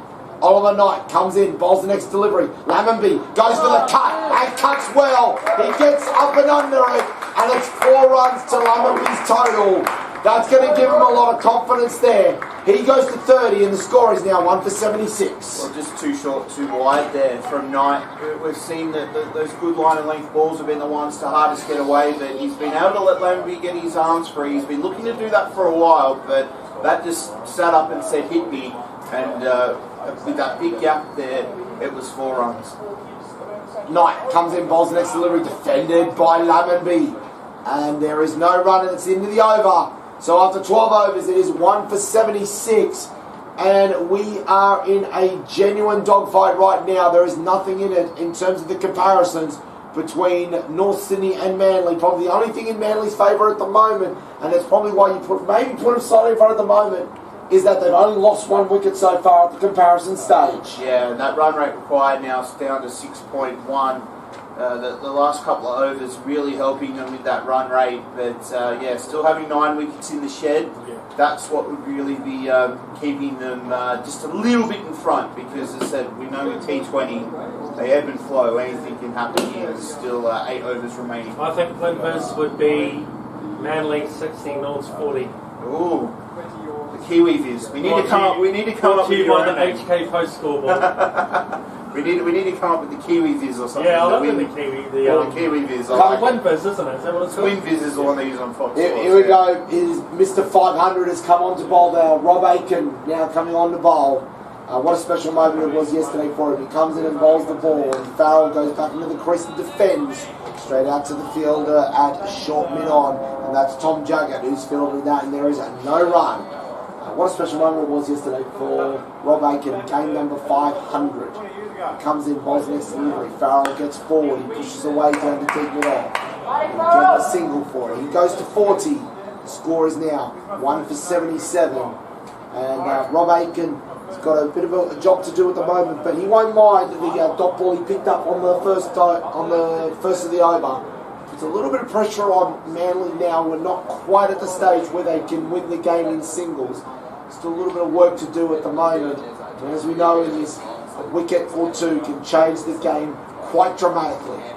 Aiken comes in, bowls the next delivery. It's a short delivery. Lammonby just dabs it down, picks up a single. He goes to 31. The score is now 1 for 78. Lammonby has changed his tactic, and it's actually working for him right now. Yeah, well, he's finally worked out that he just needs to find those gaps. He doesn't need to hit the big 6s and 4s. If you find the gaps and run hard, that's how they've seen the run rate come down. Aiken comes in, bowls the next delivery. Farrell goes for the pull shot. He manages to beat the fielder at backward square leg, but he doesn't beat the sweeper at forward square leg. He picks up a single. His score moves on to 41, and the score is now 1 for 79. So Rob Aiken has said 500 games. He's been playing first grade since 1992, I believe. That's amazing, isn't it? Aiken, the next delivery there. A switch hit sweep, and it'll be a one bounce forward to Tom Lammonby.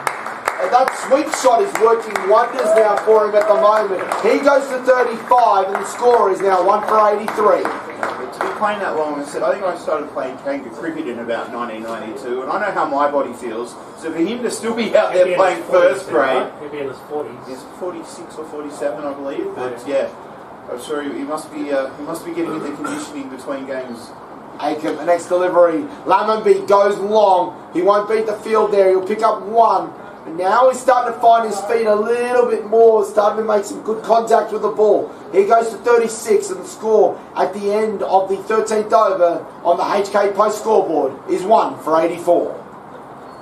Well, so another good over there, 8 runs above that run rate required. That run rate required now down to 5.9. So they're just ticking away here a little bit now. They might be thinking a little bit about that net run rate for the table, because it said any gap they can put, if they can win by an over or 2 overs to go, that will just help that net run rate on that ladder. So that might be their next target. Well, so these two teams coming into today, I'm pretty sure Norths were 4th and Manly were 5th on the ladder, yeah? Yep, they absolutely were. And they were separated by net run rate. So at this stage, if the results go as they are, Manly will jump into 4th place. And considering what happens, they could even jump into 3rd, depending on what happens to Mossman, because they're in trouble at the moment. Yeah. With Peter Forrest still off the field injured. So I talked to a couple of the Mossman guys yesterday in their lunch break, Elijah Eels and Matt Moran. Yeah. And they were saying, I love your commentary and all that, like talking about it. And I said, you guys got tomorrow Ramwork. And they said it's going to be a very hard game when they knew that they were in for a game against them. Apparently Sanger's playing this game. Jason Sanger, yep. Yeah, they were saying like so. Well, so he obviously is not being, he won't be part of the Thunder squad tomorrow. But so that's another little insight there too. And we've got a change of bowler here at the City End. It's going to be Matt Alexander back on. He was impressive in his first spell, his first 2 overs. So now he's going to be coming in this big slinging action. He bowls the ball, Lammonby works it down to find legs. He'll pick up a single. The score moves on to 1 for 85, Lammonby on 37. Well said, Alexander's got the job to do. He said his first 2 overs only going for 4 runs, which was absolutely phenomenal bowling, but they need him now to be right on the mark. They probably wanted to keep him for the end, but they know they need wickets. So he's the leader of the attack. He's the one who now has to stand up and make sure that if North Sydney want a chance, it needs to be now. He needs to really put in a big effort for the Bears. Alexander comes in, bowls the next delivery. Farrell goes to play the shot. That ball was rising. I think it might have just clipped his glove on the way through. You saw the hand flying off the handle very quickly. Ground, didn't he? Absolutely. And it is another dot ball. No run there, 1 for 85. And just like that, Alexander's starting to put a little bit of pressure now on Manly. Farrell knows that facing Alexander in these conditions is a much harder prospect than what he's had to face so far. Alexander, the big paceman, comes in, winds up, bowls. Farrell drives well, except for the fact that he's hit it straight at Matt Alexander. Look at his figures as well, 2.3 overs, 1 for 5, so he's been very tight. Absolutely. Another over after this as well. It has been a great performance here by Alexander. He's put a lot of pressure on this Manly batting lineup, and he continues to do so here at this point. For those of you who haven't seen this before, it's very much a sling. As Matt Miz says, that ball disappears about now and then reappears. And then Ryan Farrell, well, he is looking very uncomfortable at the moment because that attempted cut shot the ball reared up on him and he had to virtually pull out of it and just drop his hands on the shot. Yeah, well, as I said, there is some gaps here on the offside. It is the longer side of the field, but that means that you can look for 2s. And rather than a single that you may get to the shorter side with the players out on the fence, there is room to come back to the 2. So perhaps just try to get that scoreboard ticking over again. Alexander comes in, bowls the next delivery. Farrell goes for the cut shot, but he misses. And it's going to go straight to Barriol, and it's a no run. This is a superb over at the moment for Alexander. Just the 1 run. Yeah, and it shows you've got a good bowler if they've got the momentum for about 5 or 6 overs, and you can come in and slow it down like this when the tide's against you. That shows how good he is. Very, very good today. All of a sudden now the run rate has just swung straight back. So all of a sudden the required run rate now above the current run rate. This is how important this over is. This ball could be crucial. Alexander comes in, bowls the next delivery. And I think that might have actually been an inside edge there. Wait for the umpire's call there, but that may have been... No, it's buys. That must have cut back a lot. Yeah, the pitch is moving around, isn't it? Because Barriol, he's had to move towards the leg side to try and pick it up. He couldn't quite glove it cleanly, but you would expect deliveries like that, if they would have had to take the edge to move that amount, but obviously not. Must be the umpire we had yesterday that couldn't give that good 2-foot deviation and big loud Nick out as they come through for the bye. Shane Evans? Mate, Shane Evans probably wouldn't have given it out either, but that was bad. That was probably one of the worst ones I've seen given not out for a caught behind. Harold Cronin, if you're listening in, please give us a call. So, Marty Edgell's the umpire's coordinator. Oh, is he? He's the one, yes. He took over from myself. Thank God. So, at the end of the over there, Manly 1 for 86, Tom Lammonby on 37, Ryan Farrell 41, and Farrell is now facing, after running that bye there, he's going to be facing Rob Aitken. Aitken comes in, bowls the first delivery of the over. Driven down the ground there by Farrell. He's going to pick up the single. He goes to 42. The score is now 1 for 87. This is going to be interesting. As said, I think Lamby, he's going to be the one to go now.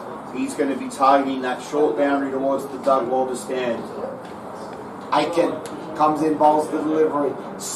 Reverse sweep there, attempted by Lammonby.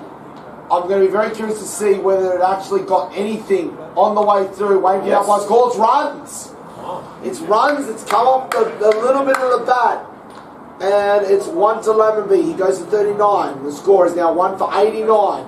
Tense moments here at the moment. In fact, he got 2, He got 2. So he's going to be facing Aitken again. Aitken bowls the ball. Lammonby dabs the ball down straight to short gully. A very wayward throw there, but no harm done there. and Quicker they'll ball pick there, up a wasn't single. it? Quicker ball. It was a quicker ball. I think that might have been Matt Alexander who threw that in. His shoulder's a little bit sore at the moment. He's had to do a lot of work over the last couple of days. Aiken comes in, bowls the next delivery. Slower ball this one here. Farrell drives well. Has he found the boundary? Yes, he has. A very crucial drive there. A great shot there by Ryan Farrell. He goes to 46 and the score is now 1 for 94. Well, I said different tactics here for Farrell. We see Lavenby trying to play those dicky shots, the reverse sweeps, the lap paddles, but Farrell just wants to stand up, play and deliver, and gets that crucial boundary. Aiken bowls the next delivery. Drop the hands there by Farrell. They pick up the quick single. Attempt at the non-striker's end. Comes to naught. Farrell to 47. Manly 1 for 95. And just like that, momentum has swung again in this arm wrestle here at North Sydney Oval between the North Sydney Bears and the Manly-Warringah Waratahs. Aiken comes in, bowls the next delivery. Lavenby drives well. Won't beat the fielder out in the deep. They run one, they turn for the second, and it's very good running there. That is a great way to finish the over there for Manly-Warringah. Lavenby goes to 42. Manly, after 15 overs, 5 overs left, 1 for 97. Yeah, There you go. it's just saying, Kevin, great running there. Farrell knew he was running at the danger end, got in and out very, very quickly, and was able to beat that throwback. So here we go, 5 overs to go, and they need 28 runs to win. 9 wickets left, of course, it's not going to be a problem.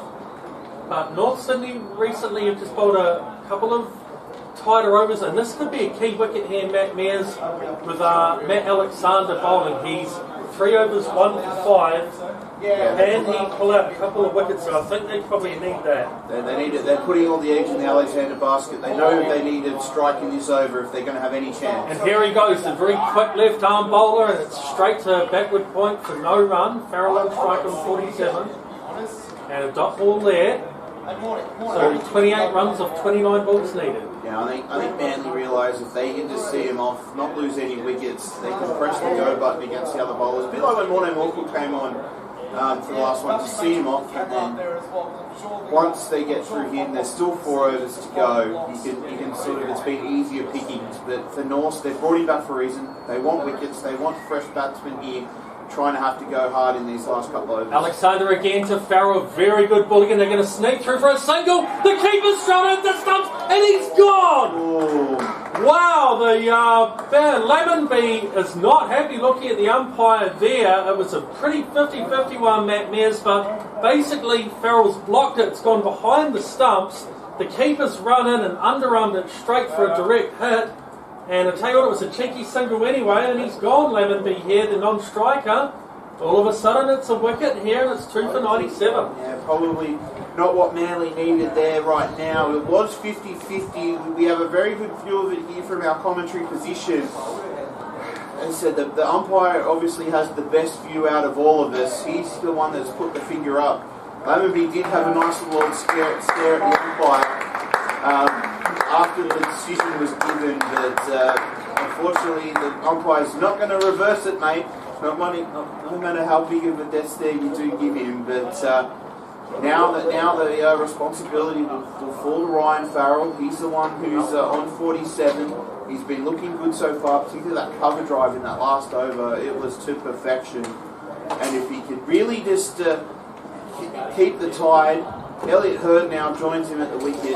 Hurd's role now will be just to get the signals, get Farrell back on strike as much as possible. If they can do that, then they should be right to take home the 2 points here today. And Alexander here, 3.2 overs, 2 for 5. Outstanding by Matt Alexander, the left arm speedster.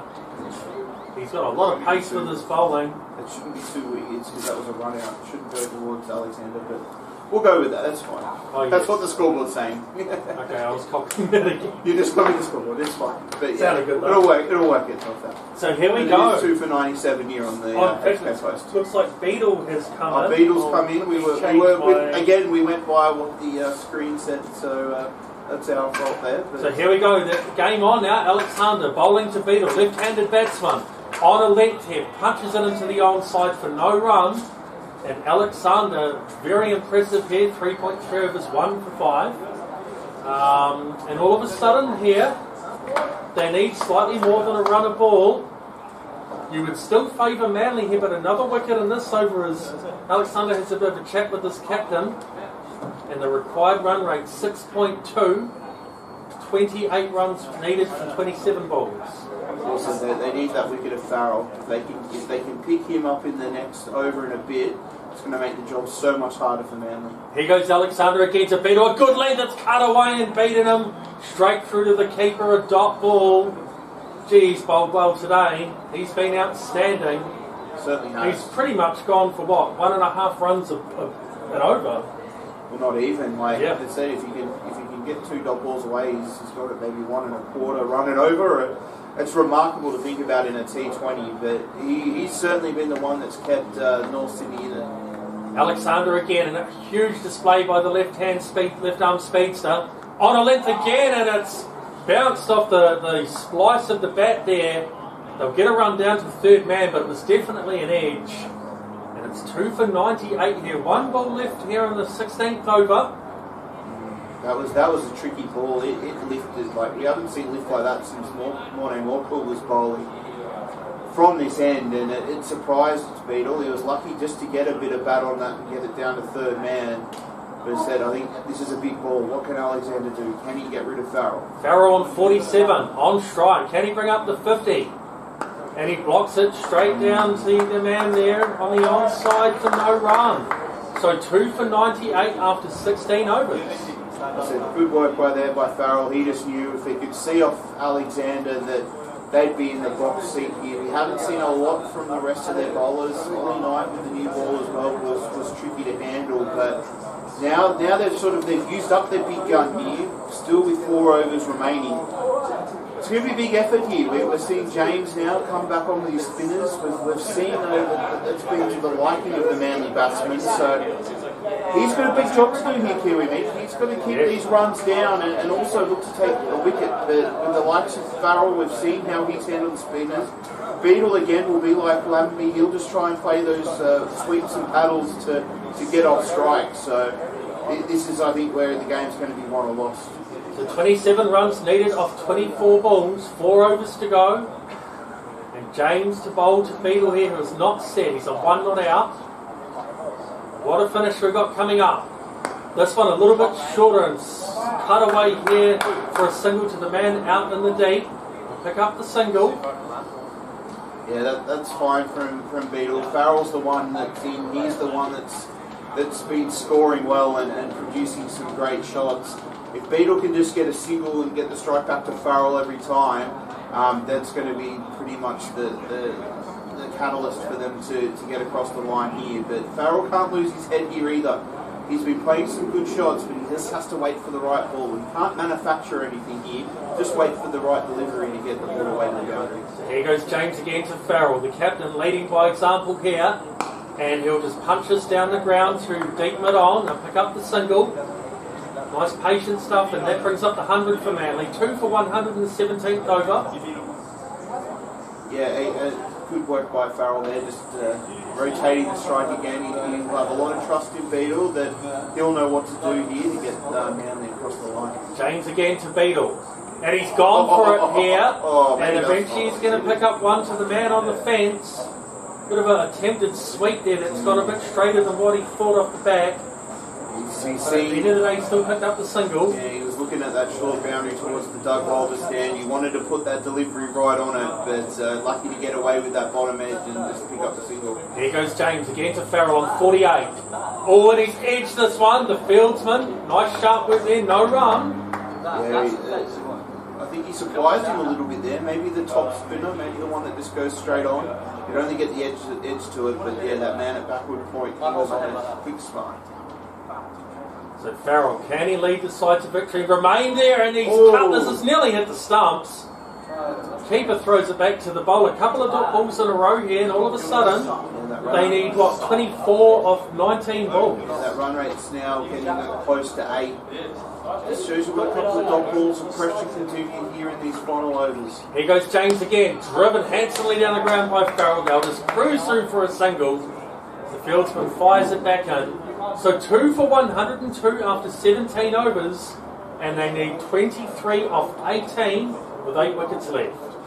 Yeah, now it's going to be. Now we're going to have to see what bowling depth that North Sydney have here for these final 3 overs.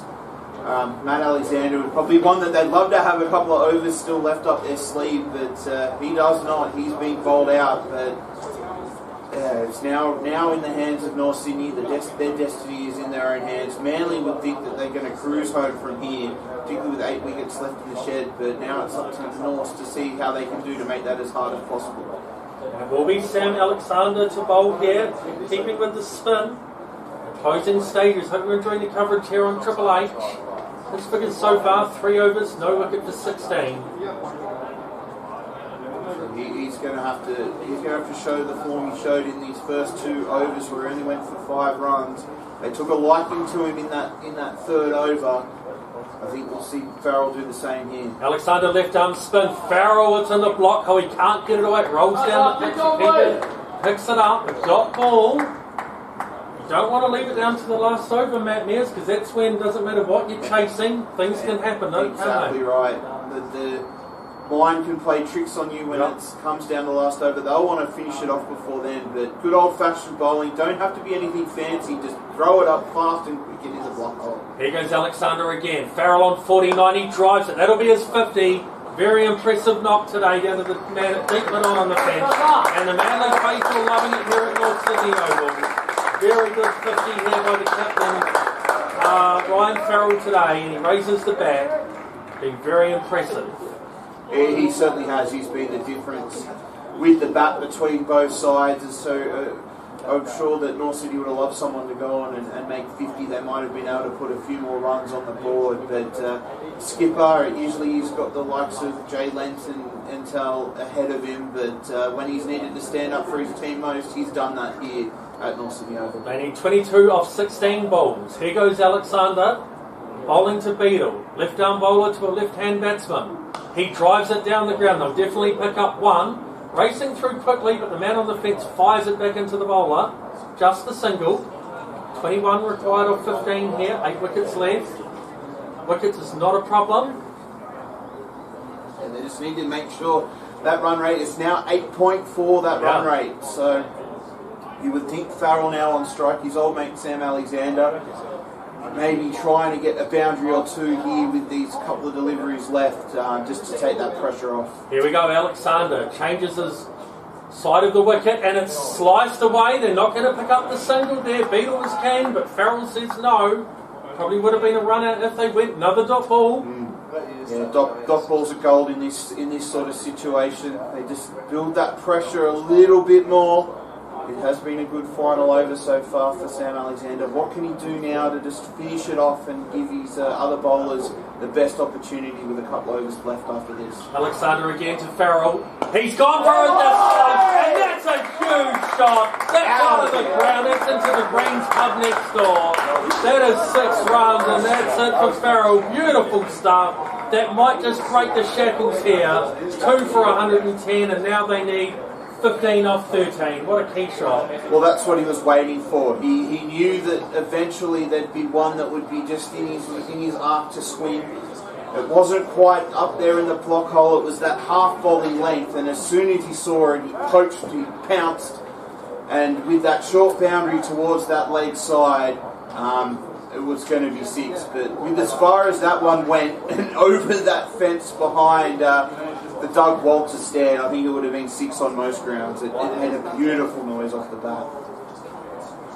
So it looks like they've lost the ball here. Well, it's gone over the fence, of course. Oh, that's true. And they're looking for one of the punters that's maybe braving the overcast conditions to get off from their 4 pines or whatever other beverage comes well, they're through. playing lawn bowls at the Greens. Great pub, that one. The drinks are a bit expensive, disquietly. It's not Sydney, of course they are.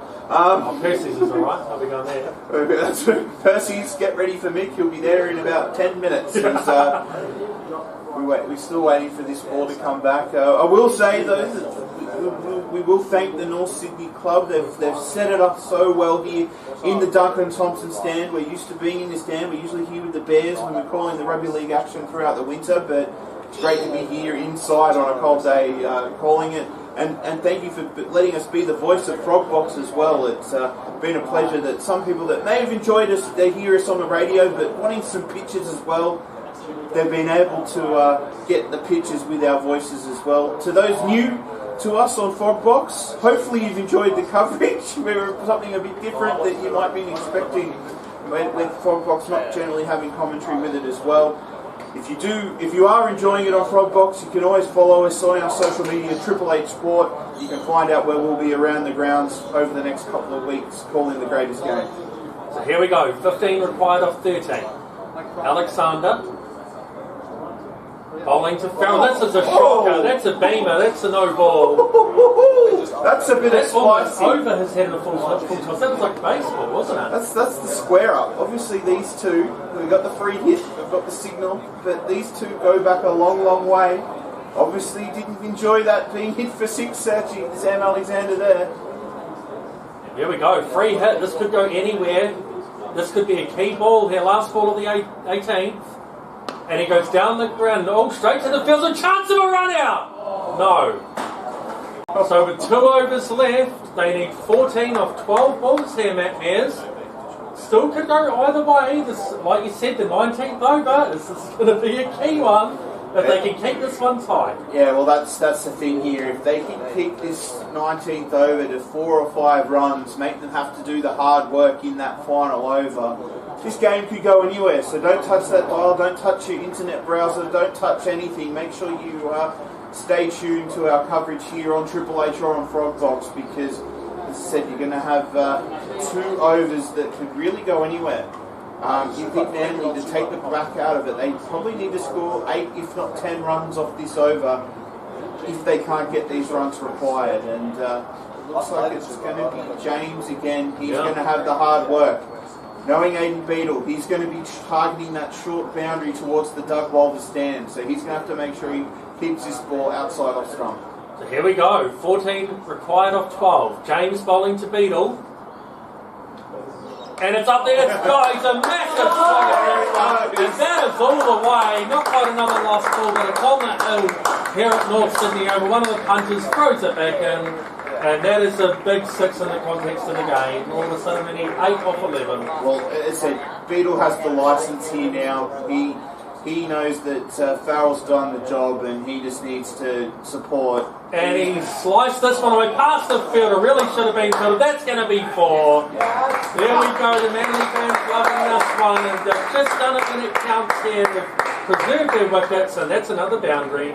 Yeah, well, he had the licence here, did Aiden Beadle. He knew that if he got out, that Farrell was there to get the job done. But if he could just get a couple away, he could break the back of this. And now it's only 4 runs required off 10 deliveries. So he's really changed this game on our head again. It's just been. We talked about those low totals, Kiwi Mick, and boy, we've seen a game.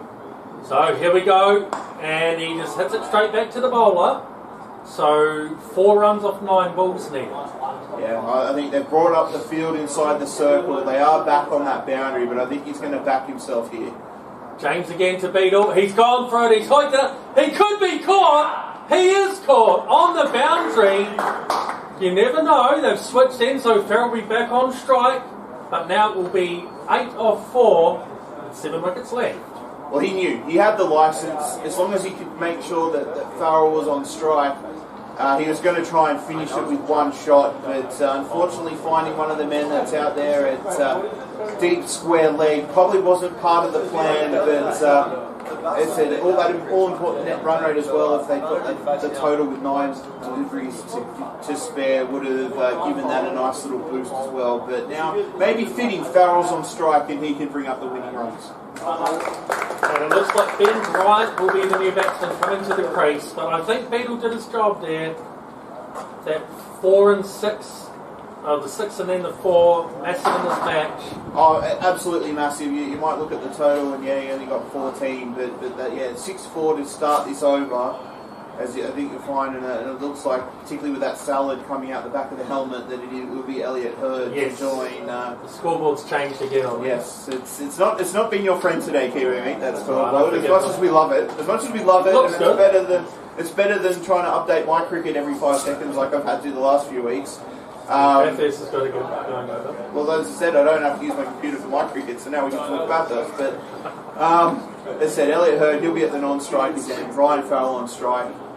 They are changing the field here.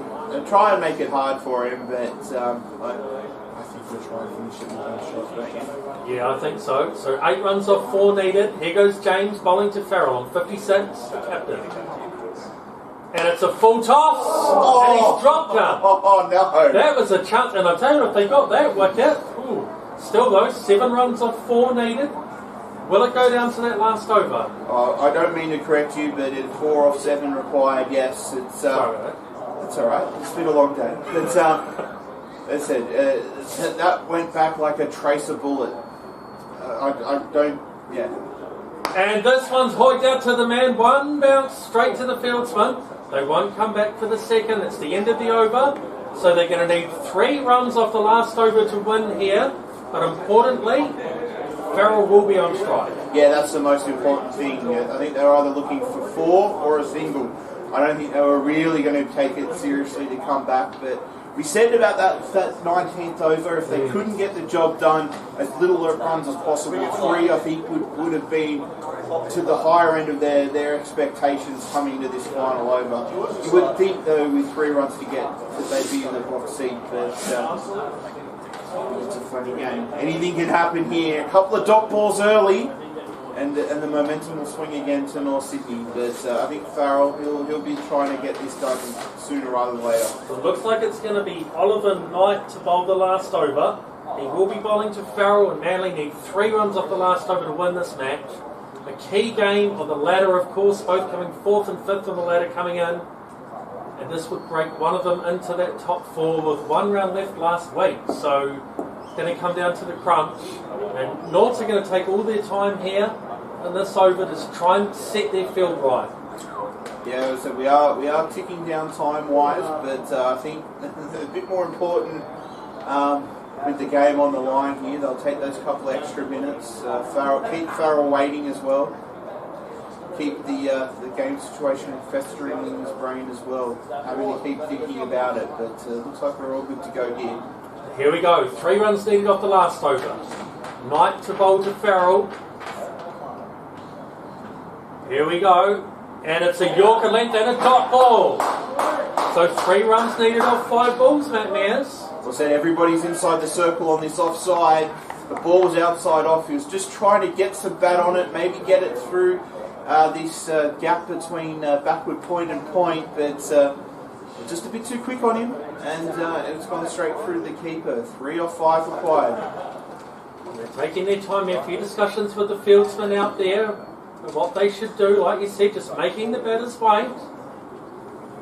Just readjust things a little bit. Have a few committee meetings out there just to slow the game down. They don't care about the over rate. They want to win this match now, and it comes down to the crunch. He runs in now, Knight to Farrell. Full toss. And there it is. That's 4. Manly win the game. He slices it away. Past that backward pointer, and well deserved. Brilliant work by Farrell, who finishes 61 not out. And Manly win with 4 balls left and 7 wickets remaining. We said we were talking about, do we want to see the big bombings or do we want to see the tight finishes? We got one here. Ryan Farrell has to be man of the match with that batting performance, getting his team home. Not usually the skipper Jay Lenson on secret BBL duties, because he said we've not been able to find out who he's playing for, but that was how it was announced, he was on BBL duties. But he's done the job here, 61 not out. Yeah, great game. It ebbed and flowed. You thought when Alexander came back on, if he could have picked up another wicket, that particularly the one of Farrell, that the game would have swung North Sydney's way even more, but it did ebb and flow. It could have been anybody's. I think until those 2 shots, that 6 and 4 from Beadle in the 19th over, even before then, if those 2 had been dots, I think we would have been in a different position. Yeah, that's right. But I think Manly just preserving those wickets, like we said, and Farrell, of course, Lemon be getting at least 40 runs each. at the top there, it deserved it. Well, Anthony Caruso is out on the boundary looking for a chat. We'll go down to him shortly. I think all the North players have rejected him. Probably not the first time in his life, but we will get a comment from him shortly. But yeah, just wrapping up here, Manly chasing down the target of 125. 4 deliveries to go here. They'll take home the 2 points back over the spit bridge to Manly here after this game. But it's nice and close. We always knew there was going to be a little bit of spice between these two sides. Particularly of some of the changes we've seen over the last couple of years. Players moving one way, players moving another. We will thank Frogbox. I think they're just about to go off the air, so make sure you enjoy that. Anthony Caruso does have a player. He is that bowler, Matt Alexander, who'll be talking to him right now. I think he's turned it on. I've got him on camera as well, I believe. I don't think we can hear him, unfortunately, for you listeners out there. Maybe there's some problems with the microphone down there. We'll try and get back to Anthony Caruso shortly. But again, it was a great effort there from both teams. Alexander, we saw his bowling effort there. We did say if he could have got that, he could have got those 1 or 2 wickets. When he came back on in those 14th and 15th over, he would have done the job. 4 overs, 1 for 6. They're just magnificent. Yeah, magnificent bowling figures. As I said, any other day of the week you think that would have got his team home, but unfortunately for them, that was not to be the case. There we go, we've got that coverage back now. Look at the camera.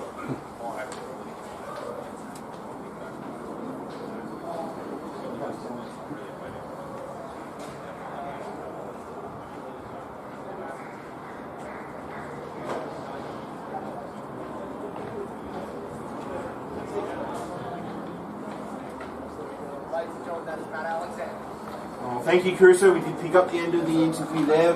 We'll see if he'll pick up anybody else. I believe he's making his way back to the commentary position. Are you going to find anybody else? I'll try to. He's going to try to. We'll You're in the same spot, you're on camera as well. Yeah, so we'll see if he can find anybody else. As I think we can hear the Manly song start to rattle the Duncan Thompson head here at North Sydney. But while Mr. Caruso tries to find another interview for us, we will go through the tail of the tape for you. Manly finished at 3 for 126. Brewster, he was out second ball of the innings. He was bowled by Matt Alexander for a duck. Lanby, he was run out by Barrio with that suicide single. He made 42 off 44 deliveries. Ryan Farrell, he finished 61 off 61 deliveries, not out. Aiden Beadle, he